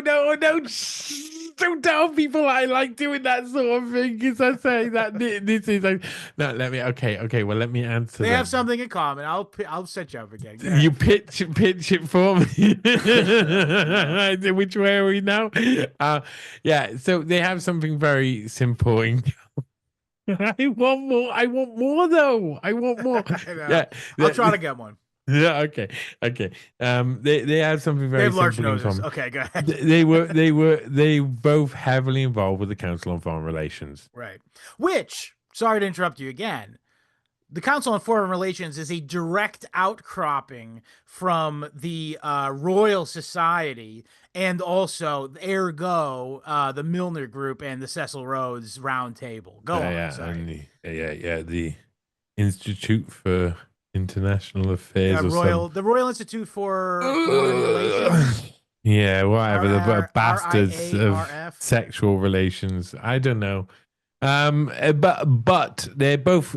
Guido Goldmann has a very special. I mean, his is very special. He was central to deciding members of the CFR. So if you wanted to apply to be, or if someone wanted to include someone in the CFR, and there was a recommendation come in by some big wig somewhere, they'd have to get past Guido Goldmann. And you've got a few examples of him visiting the White House throughout his time. Of course, he was very influential in that way. He didn't only, he was like a lot of guys, like Henry Kissinger as well, didn't want to wear one coat throughout his life. He wore a load of different coats. He was a very clever guy. And so that influential CFR link is massively important, though, because throughout the 60s, they knew where they were going. Henry Kissinger was indulging with the same things Guido Goldmann would be indulging in. So Guido Goldmann would be indulging in Herman Kahn and John Kenneth Galbraith and in people like this. And eventually they would understand there has to be a switch. Not only does Israel have to be centrally supported by the American people, for their plan to work, they must get, and it's not a surprise that the people who are in charge of making this plan are mostly Jewish. they Obviously. got to make this plan work, and the plan is that of course Israel is going to be recognized by the American people. And so by 1967, there's a lot of things happening all at the same time. There's this bundle of stuff, but the reveal, the big reveal, which was like every time there's a reset, like with the Twitter files that they had, and now with the whatever will happen with Epstein files, and they always have these big reveals where they go, "Oh, look, all of this terrible stuff!" Like look at everything that we've done in this affair, or in this affair, or this affair. Oh, that was terrible, wasn't it? Well, we won't do that again. And then we just repeat, rinse and repeat. Mike Cernovich is like, Keith clothed everyone. Yeah, Epstein killed himself. Ordo ab KO. Yeah. They know that's coming. They know that's coming, so they don't have to worry. It's like knowing that the at some point there's going to be these resets, fundamental resets. So by 1967, as it's looking like Kissinger is entering into government, Guido Goldmann is going to be right next to him, helping him out, sorting stuff out with the CFR, and he's going to be basically pushing forward the creation of something at Harvard that replaces this lost CIA enterprises that came from the big reveal in 1967. And that's by the time it gets to 1972, the Guido Goldmann has created the German Marshall Fund properly, and it starts to, and got the funding organized, and then it starts to roll off, and then it becomes this different thing. There's different people who say, quite clearly that there was one German journalist who was quite famous, who said, he had a meeting with the people in the German Marshall Fund. It was clearly the CIA, and they offered him a position, and he died of a terrible cancer. You don't say. Yeah, I can't remember what his name, Ugo Ufos or something is. But he was. They were like Pokemon back in the day. They gotta catch every single fucking journalist to be like, okay, now you're gonna shill, you're gonna shill, you're gonna shill. Unbelievable. This whole period as well. This whole period for that. So some of the people who I'm gonna have trouble remembering names, and German names are tough. To be fair, yeah, no. This is American names, but it's my brain only works. American names are tough. To be fair, well, actually, they're Jewish names. Well, they're pretty hard to remember because they're all the fucking same. But everything's going in my brain at the moment. What is the guy who wrote the Samson option? What was his name? Oh, yeah. What's his name? Fucking Seymour Hersh. So Seymour Hersh wins his award sometime around 1973 or Right, for the Khmer Rouge stuff, right? Yeah, there's these awards given out that what's the award for journalism? Pulitzer. Yeah, so the Pulitzers get given out, and during that period, there's a load of different people who get their Pulitzer, and they look like it's a way of funding plants for the establishment and giving a seal of approval. By this point, the state and journalism are merging into each other, or they're almost indistinguishable from each other. Wait a minute, I've lost my mouse. The mighty Wurlitzer. Cat, where's my? The cat took it. The Hitler cat down here was German sitting on my Foreign mouse. So, I mean, it did work out. She seized your mouse. Yeah.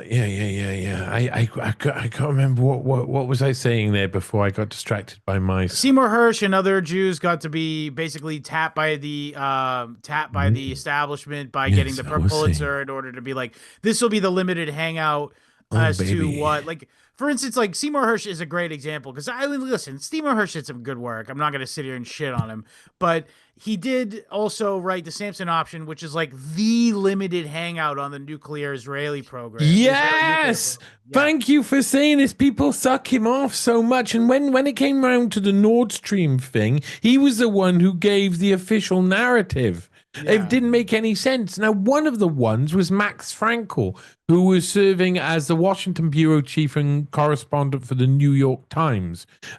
He wrote his biography was like My Time at the Times or some stuff like that. And Frankel talked about this, and I talk My about struggle at the Times. yeah. He talks about this in 1971, was it?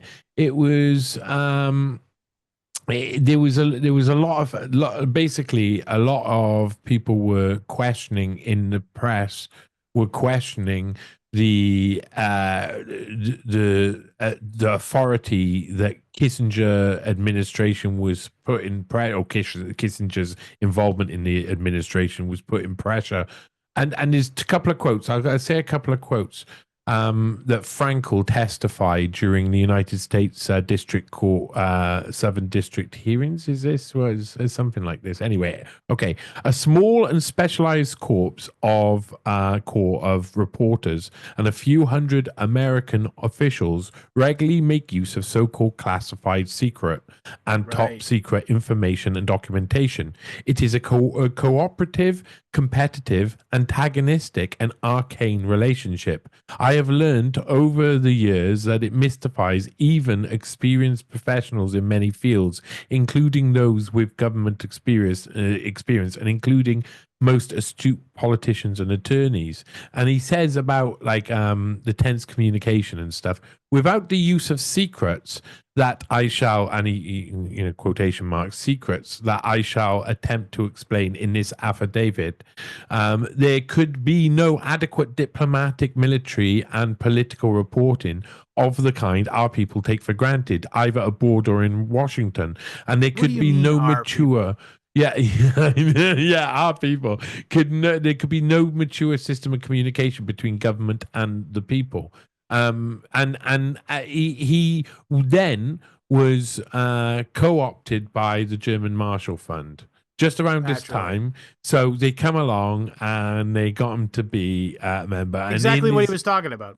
Yeah, and just directly after, and in his book, The Times of My Life and My Life with the Times, he said, this is brilliant line. He said, "I'm embarrassed by my service on the board of the German Marshall Fund of the United States, an apparently safe education foundation that suddenly veered into subsidizing media ventures in ways that troubled me."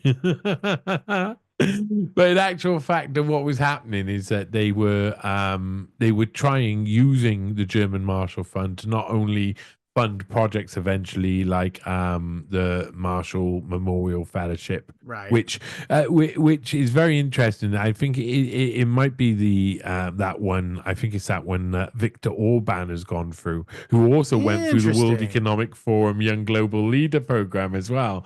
Global Leader for Tomorrow first year. So he went through two of the most establishment. He's seen as this opposing figure. Yeah. But that could be a process of also trying to influence the antithesis. Scarier yet than Viktor Orban is Stacey Abrams. Oh my, yeah. Georgia. These people are so the German Marshall Fund.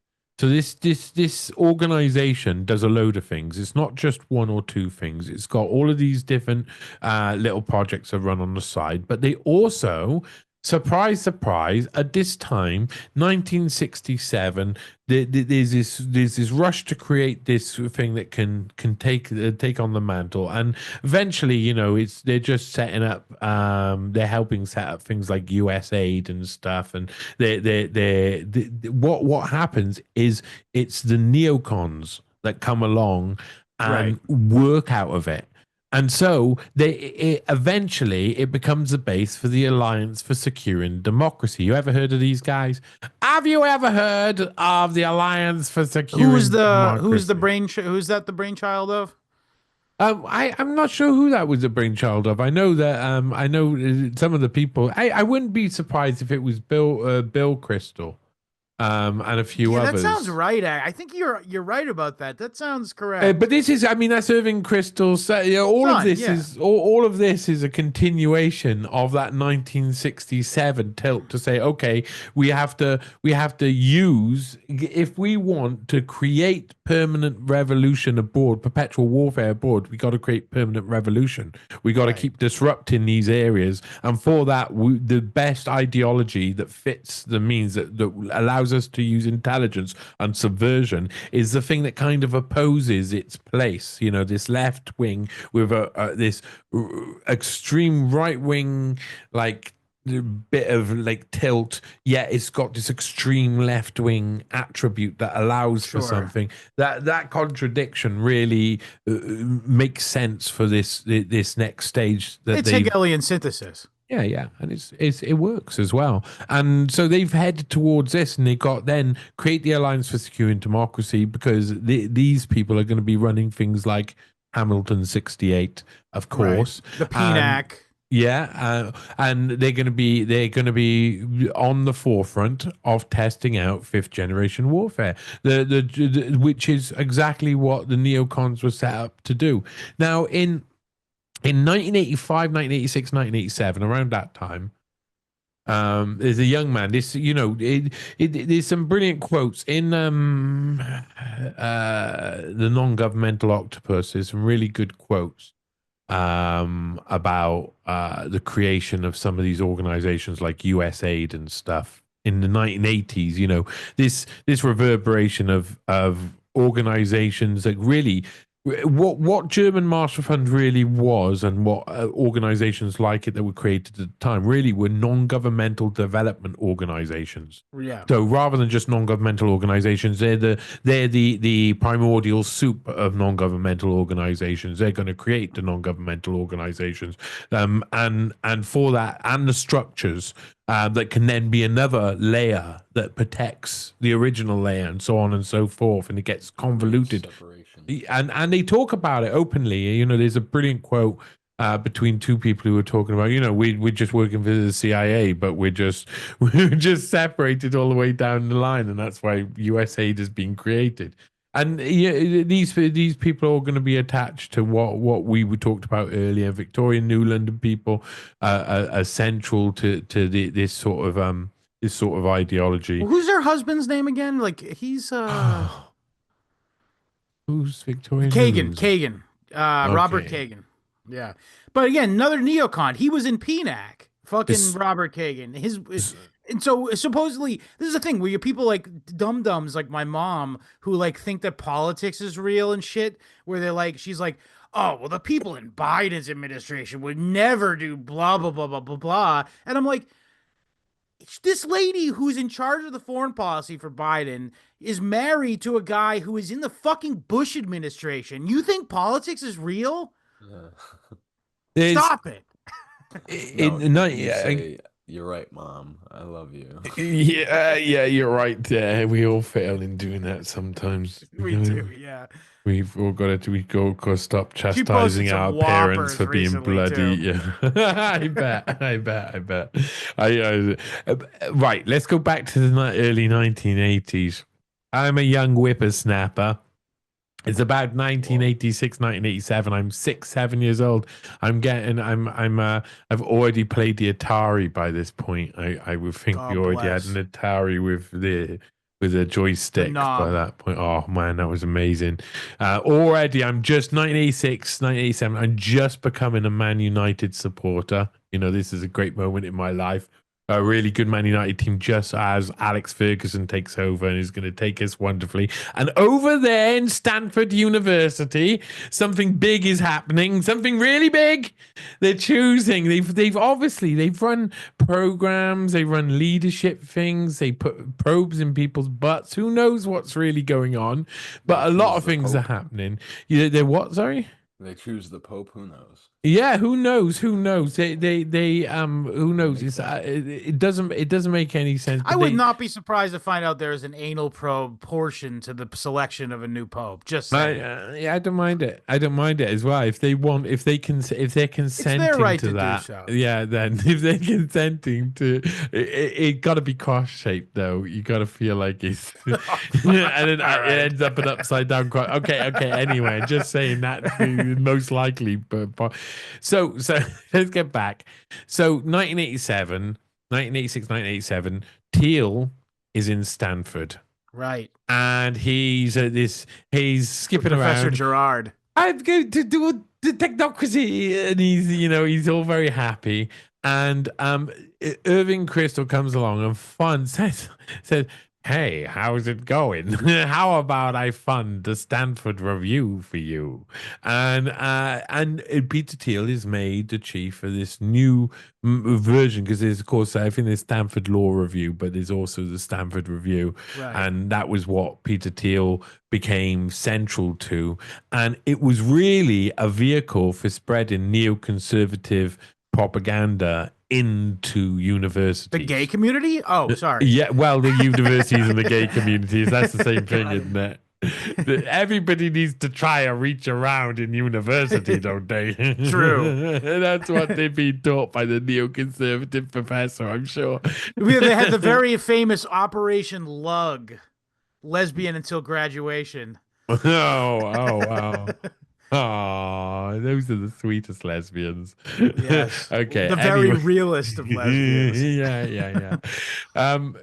So you've got already the grandfather of neoconservatism is looking around and obviously starting to select the next wave. And I think this is a brilliant way to look at where we are now. This is a continuation. What suddenly happened was Peter Thiel came along and said, let's bring in all of these things that contradict the status quo and cause trouble all over the place, and let's just encourage it. And it's this is the start where they're saying fifth generation warfare. This is where they're saying the fifth generation warfare is a Right. key. This is what The we're going to Cyborg use. paper. What year's the Cyborg paper? 1988? 85. 85, even better. It's this period where they're like, okay, let's enact it. We've worked out what's going on. We've mapped it out. We've played it out. Not only in the CFR, we've played it out in military war games. We've all sat in rooms together. We've had the GMF go and create all of these different things, think tanks, all sorts of different things going on, and it all points to the Jeffrey same Dahmer thing. making sex tapes with underage boys, We've read killing them on film. We've read Orwell and Huxley. These things are all in order. We read Orwell and Huxley. We understand what the future looks like, and we understand that a brave new world is approaching. So let's design that brave new world in our own image, and that should be a neoconservative image, because to get to for technology, it increases exponentially. That means you constantly need resets and revolutions constantly as it evolves to get to whichever state they want to keep it at, or where they can get the best control, I think, is what we're going to get to. We're never going to get to a pure technocracy, like we wouldn't get to pure communism or pure capitalism or pure fascism. We'll get to a rich man's version of technocracy, and then shit falls apart. And there's scandals and there's all sorts of things. And I think the technocratic era will almost succeed and then splutter out. It'll be like there'll be all sorts of restrictions put on all sorts of things, and a lot more time will be spent on thinking about how technology, I do think there will be an element that the globalism and stuff is kind of inevitable, because the people in charge of everything are going to flood us with people from all around the world, and then that makes me want to run off to another country. So I mean, it's self-perpetuating. Yeah, that too. But also, I mean, like, you're seeing it already. Perhaps it's a psyop that these news headlines are coming out, but you see people being like, just like libtard normies who have been bereft of any sort of metaphysics in their lives are hit with the sledgehammer of AI, and they suddenly start worshiping it. And then meanwhile, they're rolling out the aliens as are real, and they're trying to roll out the aliens are angels, and they have All Joe of it. Rogan. All Everybody's of listening it. to Joe Rogan We talking know, about listen, but we know what this is, man. This is a load of kids in the Usenet era, in the early internet era, in the first forums, in the hidden forums, the coders, the hackers who were behind the scenes, who were going to be the ones who create the technocracy in reality, who are going to lead it, who are going to take over the whole show, are getting ready during the 80s. Because, I mean, Usenet is like 1982 to about 1993, 1994 properly. William is a Usenet veteran, by the way. Really? Yeah. Oh, wow. That's really interesting. He is a spook, isn't he? Yeah, spooky wookie. He's got spook. I don't know. He's gonna be, that's a weird spook. He's the one who introduced this idea that he's a spook to me, so I'll let him fantasize if he wants. Yeah. I just like, I gotta say, like, my life is a bit is a bit nuts, and sometimes I've had people who are spooky wookie. Sometimes I have people who are spooky wookie come into my life. Like, sometimes turn up like very near to my house and stuff, and things happen that are really like, you know, they're kind of like there was like a start of, there was a warning stage. Are you a targeted individual, Johnny? Eh? Am I a you retarded? A retarded Are you getting individual? gang stalked? I am retarded. I do. No, but I've had. There's loads of different things that eventually I'll write about and I'll talk about and etc. that have happened over the past few years that are just like in between, that are just not linked to anyone that I've loved or I cared for or anything. Just people who have come out of the blue, and things that have happened that have just been completely and utterly mad and led down to roads where I realize, oh man, I'm in a world where, because I know that I'm writing about stuff, and some people will want to know that, and some people want to influence me, and I know there's influence going, attempts happening and that have happened. That means that we're already in the 5th generation warfare, because that's what it should be. I shouldn't know what's really going on, what's up, what's down, and I live my life openly and honestly, and I open-hearted with people, and I meet some people who I think are possibly constructs, and I don't want to be paranoid, so I always say, I'm just going to be myself and be nice and be wonderful, but I'm not going to be a fucking idiot. Sometimes it's just like, sometimes things happen, and sometimes, you know, I've been in a couple of situations where there's a point where all I have to do is ask one question and I have all my answers really quickly. Yeah. And it's happened on numerous occasions with different people. One or two where it's just been like, there's one guy who was just like, okay, I suppose I'll just go then. You got me. like it's okay. We don't have that. We live in a time now where everybody's turned against each other, and no one knows what's real or not. And that was designed by these people. These people like the Mencius Mobugs type, like the Peter Thiel types, and what we're entering into now. These kids, this next generation, these ones who have no idea. You know, we know they're wet behind the ears. We know they think they've got it all, but what they're getting is a dumbed down version of the internet that we used to have. Yeah. They're getting an app form of almost everything and getting used to it. Kids these days, they don't know how to fucking make a new folder in Windows, bro. They don't know how to do shit. We're back to the early 90s, bro. We're back to the early 90s. Horrible.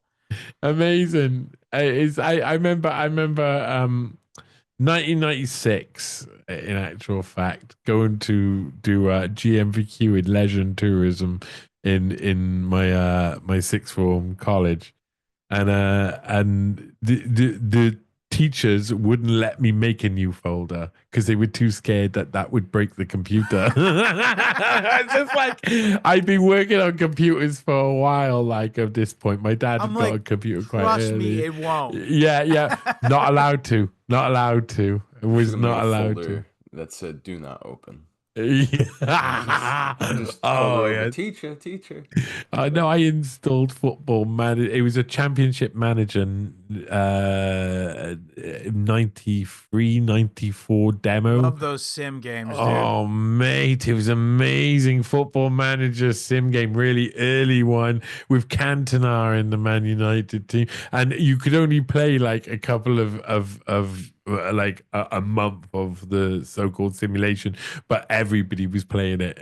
No one Right. was, it Do you was remember Drug War? Remember the program Drug War? That No, I was love great. it. I love it It was already great. though. It was so not complicated a program. You could run it on a TI-83 graphing calculator, and it was just a few lines of code. But you would like go to there's 5 different boroughs they called them. And you go around to different parts in the city, and different places in the city you could buy a certain drug and add it to your inventory, and then other places where they would want it. And so you had to figure out a way to like economize getting from one place to pick up the drug and then bring it to another place, sell enough to get to the next place so you can make a profit. And then meanwhile, other randomized events would happen, like the cops would get on your case and you'd have to run, and then there would be a random number generator as to whether you could escape or not. Great game, great fucking game. That's And you could play it on a TI-83 calculator, best of all.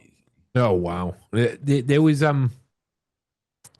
there's a whole series of events that happened in my life that relate to this, but a lot of the people who were behind Teal's World, I mentioned Curtis Yarvin, Mencius Moebug. Yeah. I mentioned him, and I've done an article on Mencius Moebug on the father, the son, and the Mencius Moebug.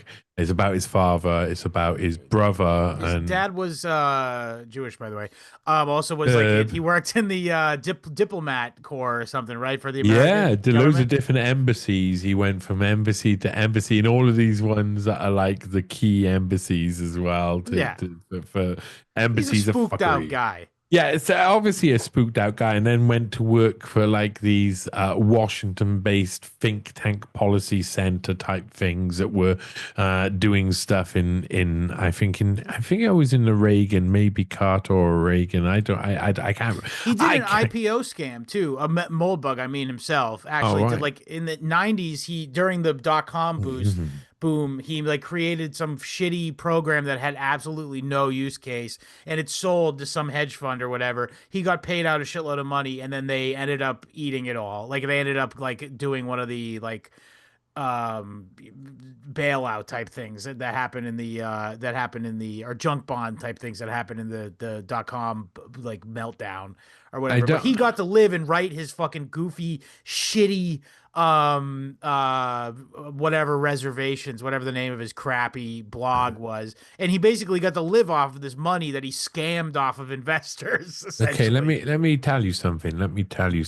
This is something that not many people hear. I've talked about only on a couple of occasions, and eventually I am currently writing. I've written a lot of investigative articles, but there's been some things that have happened over the past few years that I can't explain unless I write it all down and include a lot of the communication that I had with certain people as well about some of this sort of stuff, because there's crazy things. And Mencius Moebug, some of his people got in contact with me at one point.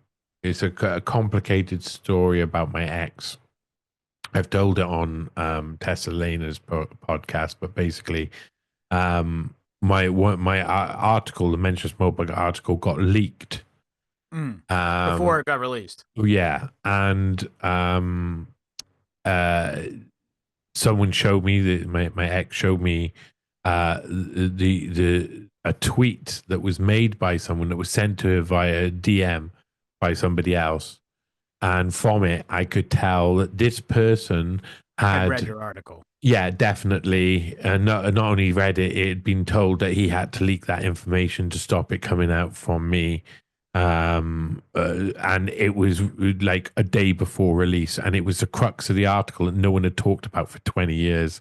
No one had even, I think it was Curtis Yarvin's brother, Norman Yarvin, was the Yale pipe bomber in 2003, I think it was.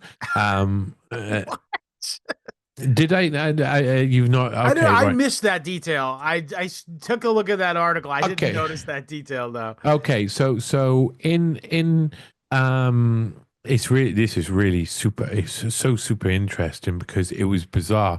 I was going through I was like, oh, I'm gonna look at this Curtis Yarvin and like I you know my technique, it's pretty good. It works really well. It's really simple. And I try and tell people that other people could do this really easily and just steal this sort of thing from me and do it, repeat it over and over again. Please do. Please do. To anybody who wants to, this form, it's like a form, it's like anything else. You go back and you kind of like tell the story from the beginning. And the best way to do that is by going back kind of through the family history to an extent. Go back to someone's father and start working your way forward to the point when this person gets born. You don't want to just start with their life story or they were born and they went on like this because you don't know what this person's like. The most important people in their life, the people they're going to look up to, are seriously influential in people's lives. And, Right. you know, you can see a traceable line in almost everybody's relationship with their mother and their father. And it was very obvious that Herbie Arvin was a really focused guy. He was really hyper intelligent. He had been spotted out very early as high intelligence, and you know, he got opportunities very early on. He married, he settled, he had a very settled relationship.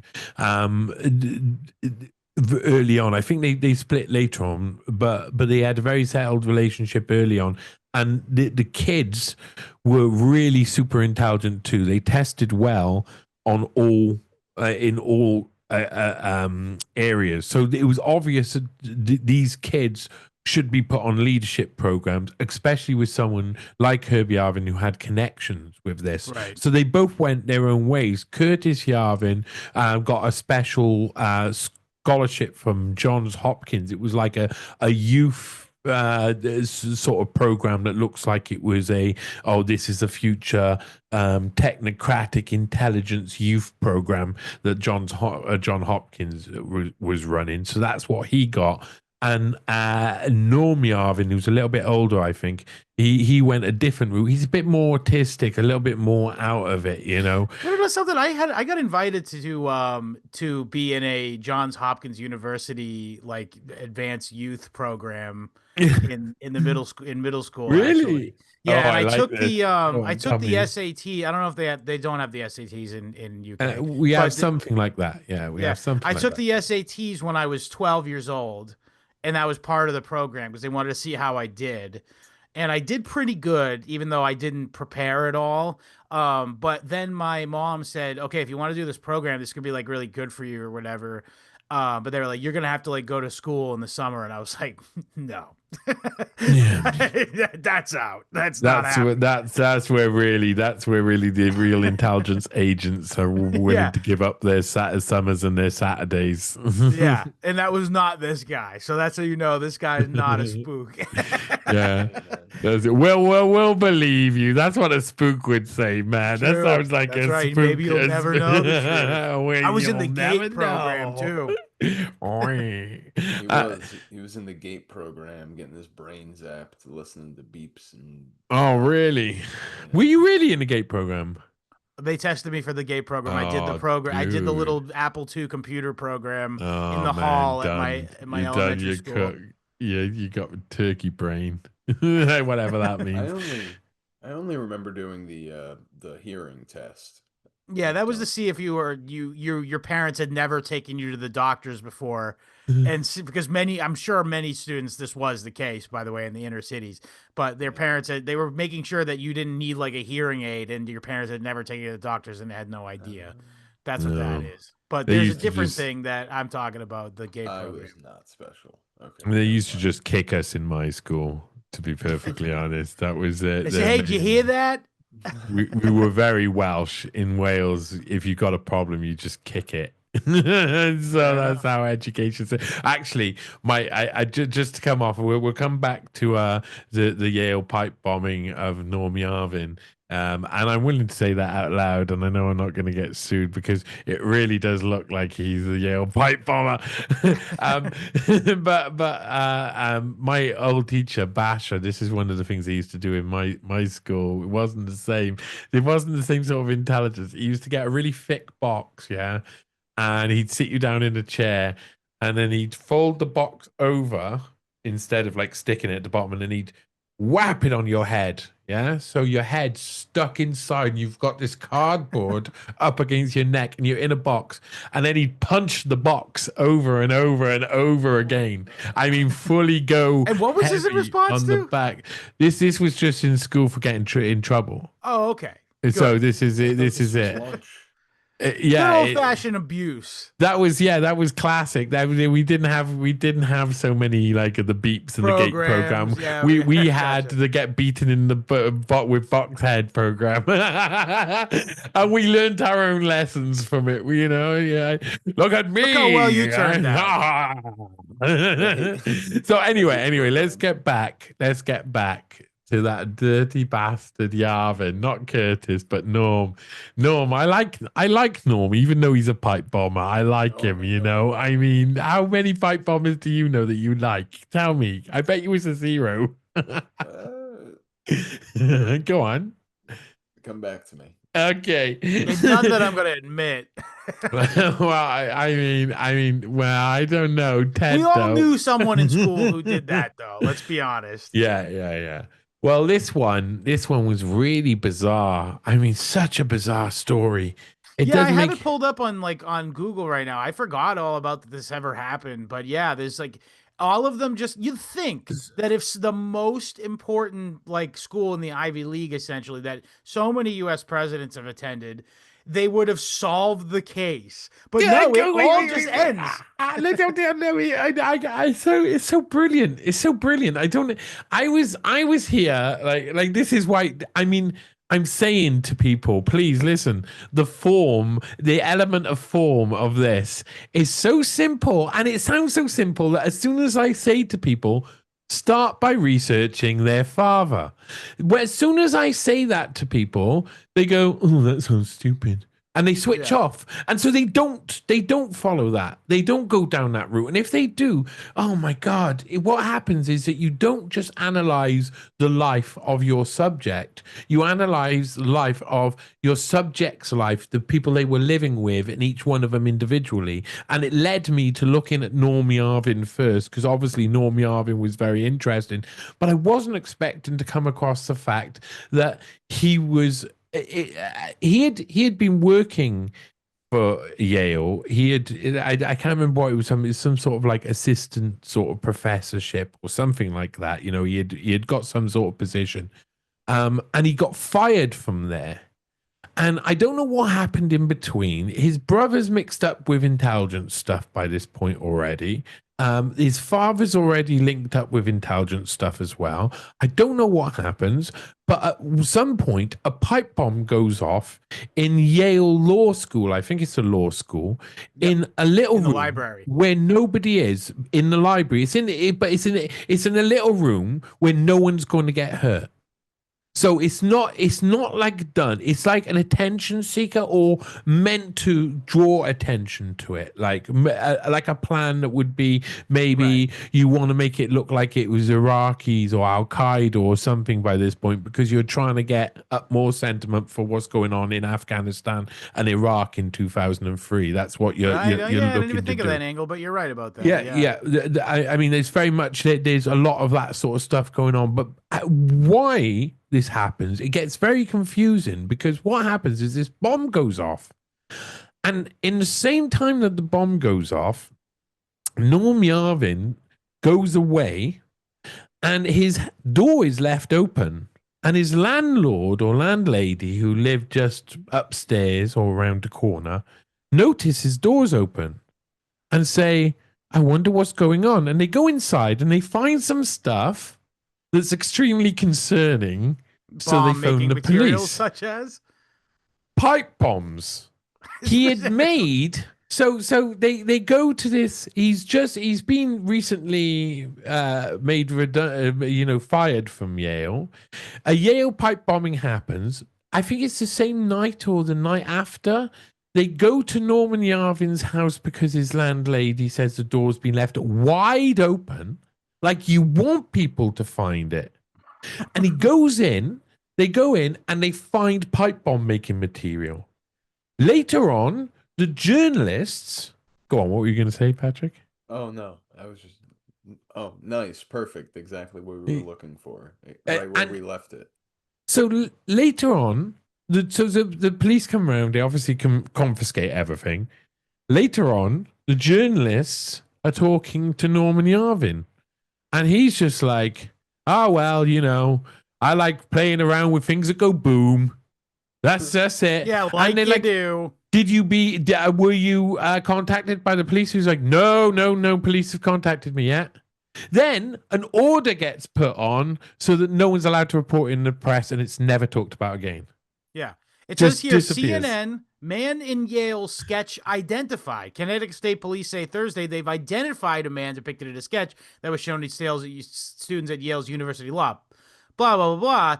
The next thing I see about it is October 6, 2004, Yale Daily News. Almost a year and a half after the pipe bomb exploded the Yale Law School on May 21st, 2003, the New Haven FBI shows no signs of nearing an arrest. Now, also, I do want to point out here that specifically the New Haven FBI office shares office space with the ADL. Oh my Lord, that's a beautiful fact. I like it. It makes me happy. Well, okay, so here we go. Let's start where that was to set the scene, because you can understand that the pipe bombing had happened, yeah, and that's quite a big thing to find when you're looking for Curtis Yarvin's life and how he grew up. And then you suddenly stumble across the fact that his brother looked like he was the pipe bomber at Yale. What the hell? Okay, that's a story in itself, but it's just part of the story that leads up to it. And just the day before that it was going to go out on Unlimited Hangout, my ex, who was my partner at the time, she was pregnant with our child as well back in Cardiff, just down the road from where I am. She showed me a phone with a DM from Robbie Martin, the brother of Abby Martin. Right. Yeah. And it was the guy, Ed Berger, the guy who I think it was Ed Berger, the guy who ended up helping Whitney write the book, the first volume of One Nation Under Blackmail. He helped heavily with the research and not less with the writing. And it was saying, oh, look, Curtis Yarvin's, Norman Yarvin was Curtis Yarvin's brother, was probably the Yale pipe bomber. And it was like, there's no way. And I said to her, how did Robbie Martin know that to send that to you? I actually said, how the fuck did Robbie Martin know to send that to you? And she almost dropped the phone. She went like that. And I was like, I had worked out from that she was sharing that, what I was researching with Robbie Martin, who was then sharing it with a guy who did podcasts with Curtis Yarvin. Interesting. Before. And I realized I'm in a whole load of stuff here. And then they had to put out, but then Ed Berger come along to me and he was like, hey, there was just, I come across it, blah, blah, blah. It was just, and I was told by Whitney, oh, you should speak with him.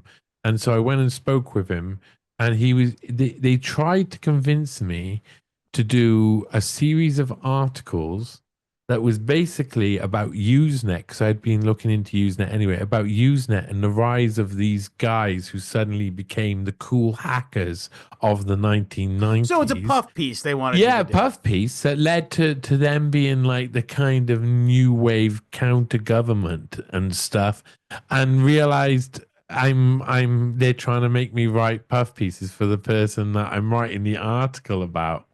Fuck that. That's fucking wild, dude. I know, dude. Dude, I cannot tell you how much it destroyed my fucking brain. I cannot tell you the effect that it had on my life. And it was one of a series of maybe 10, 11, 12 events during that period that were fucking wild, out of control. When I was saying at the beginning, you know, there's points when people have approached me and I'm clearly involved in some sort of something that is obviously like someone coming from intelligence. Semi-real. Yeah. Lots of things that are very real that have happened, and including weird. afterwards. I've had multiple people try and give me information that would probably get me stop me from going to America. There's a couple of different and some just to undermine like some people who have Credibility. created stories that I've almost reported on.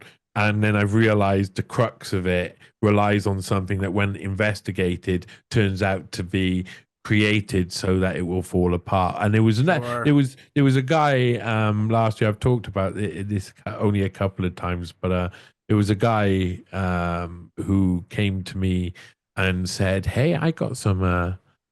I got something. Some major that you scoopage, want." bro. Yeah. No. Oh, this is major scoopage. Imagine this. Okay.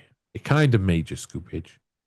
He come to me, he said, "I'm on the mock jury for the Epstein trial for JP Morgan, and I'm recording it secretly." That's a crime. And then, and I was like, "That's a Cool crime." story, bro. Yeah. Nice knowing you. Not. Sir, Yeah. why are you saying this to me? I've never met you. I don't know who you are. Get He away sent from me Prank the- caller. Prank caller. He sent it to me. I didn't want it. I didn't want it at all. I'm not intending, but he sent me all the audio from him recording so that if I reported on that, can you imagine what's going to happen? Yeah, it's not good. That's fucking wild, mate. I realized I was in a fucking trap with this guy. And so I said to him, "Yo, bro, you know, this is clearly," I got him onto camera so we could talk.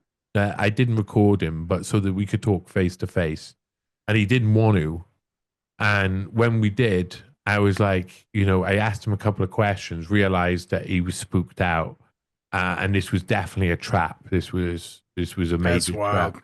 And I said to him, I would assume that you're CIA then. And he was the one who said, "Oh, well, you got me. I'm going to go." And that's literally all he said. He said, like, "There's thing, I'll see you later." But there's you want to hear some wild stories? Do you want to hear some wild stories of the past? You know what? I think we should put a pin in it. We'll have to have you back and tell us some more wild stories, Johnny. I don't want to dilute the Nahum Goldman stuff too much. Yeah. All right then. But I was just gonna say, all this you can just sort of trace back to that Nahum Goldman thread. If you keep pulling on that thread all the way, you get all the way back to Nahum Goldman. Yeah. You got it's we're living in. I mean, the whole thing with Curtis Yarvin, the Mencius Moberg stuff.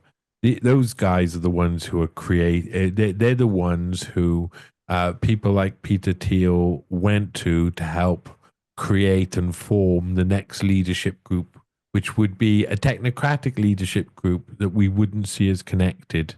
Right. And so we would see them as disconnected. Sometimes they crossed over in some way, like Peter Thiel and Elon Musk set up PayPal together.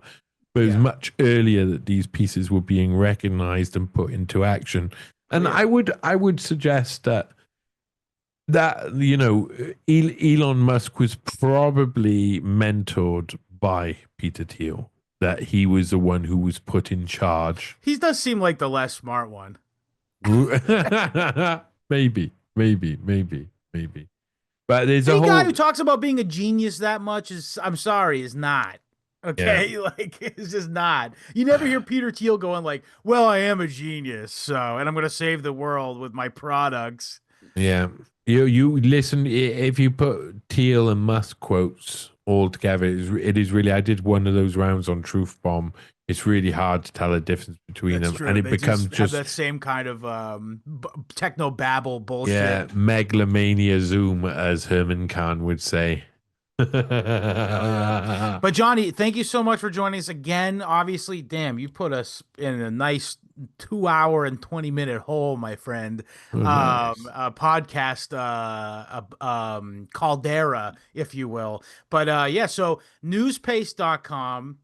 Obviously that's the home base. But anything else you want to promote to the piece before we push off tonight? Truth Bomb, come Yes. get involved. You've As been your on Truth introductory Bomb. episode, go check out the William versus Scott. I will not spoil who won. The William versus Scott. It was me.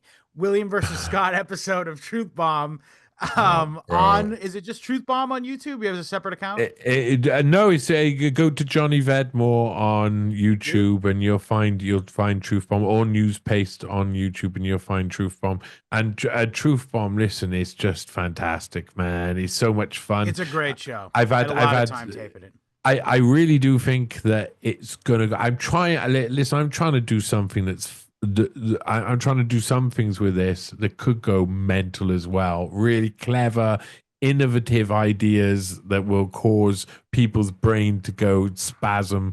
If we want to have a debate properly about AI, an AI quiz show, it should be the place to be able to do that. So there's going to be a really fantastic. I got some brilliant contestants lined up, and it's just fun, man. It's fun, enjoying being out there, doing something, and having fun and being comedy for a while, man. I miss a bit of comedy. It's beautiful. And yeah, so keep your eyes peeled. You might see some familiar faces on the show coming up. But yeah, so anything else you want to promote? Johnny Vedmore on Twitter. Yeah.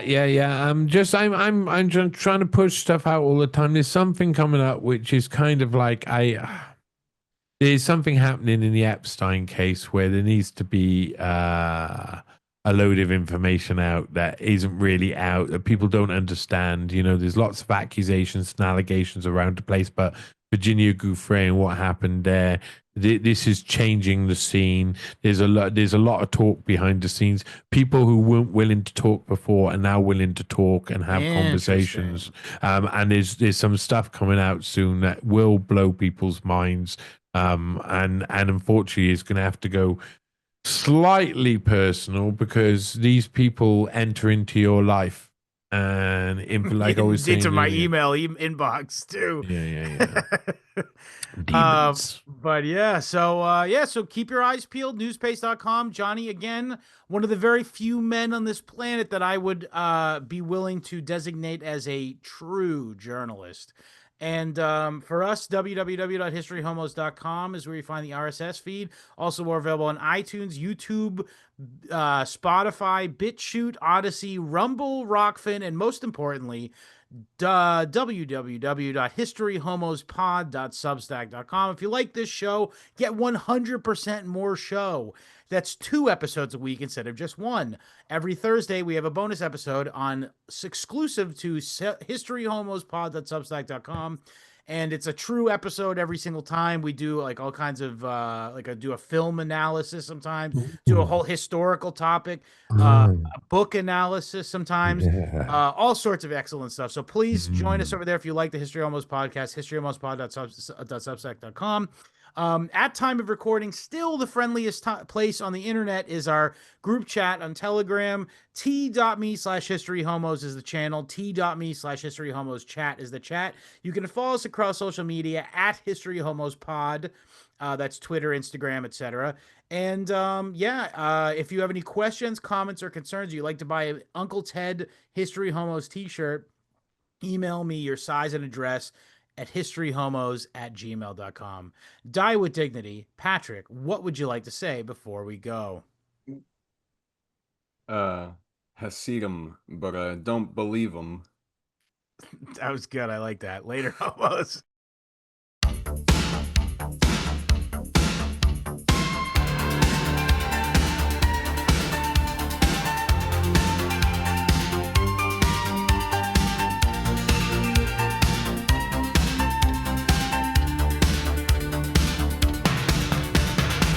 Born in a shtetl in old Belarus, 95, a child with Zion in his heart, dreaming when he arrived. He fled the rising shadows, found a voice abroad. In Geneva and New York, his cause was not flawed. From Berlin to the UN, whispers turned to roars. He called on democracy, is knocking on every door. He lit a flame in the global cold, spoke of a homeland, spoke of old, with Eleanor and Weizmann by his side. He shaped a world, he rolled the tide. Palestine, the center of the world. A Zionist banner unfurled. In 41 he said, fight with Britain's might, for only in victory can we claim our right. He warned the UN refugees cannot return. Their ashes in Europe, their hearts still burn. He built the Congress, formed the Zionist plan, with build more fervor, shaping the Jewish land. He lit a flame in the global cold, spoke of a homeland, spoke of old, with Eleanor and Weizmann by his side. He shaped a world, he rolled the tide. Palestine, the center of the world. A Zionist banner unfurled. Reparations within the justice long delayed. Cultural rebirth, so much to save. Critic turned visionary, wrestling wars of soul. Dreaming peace between two peoples, calling toward one goal. He lit a flame in the global cold, spoke of a homeland, spoke of old, with moral fire and diplomatic hand. He tried to build a lasting stand. Palestine, the center of the world. A Zionist banner unfurled. From shtetl streets to world stage lines,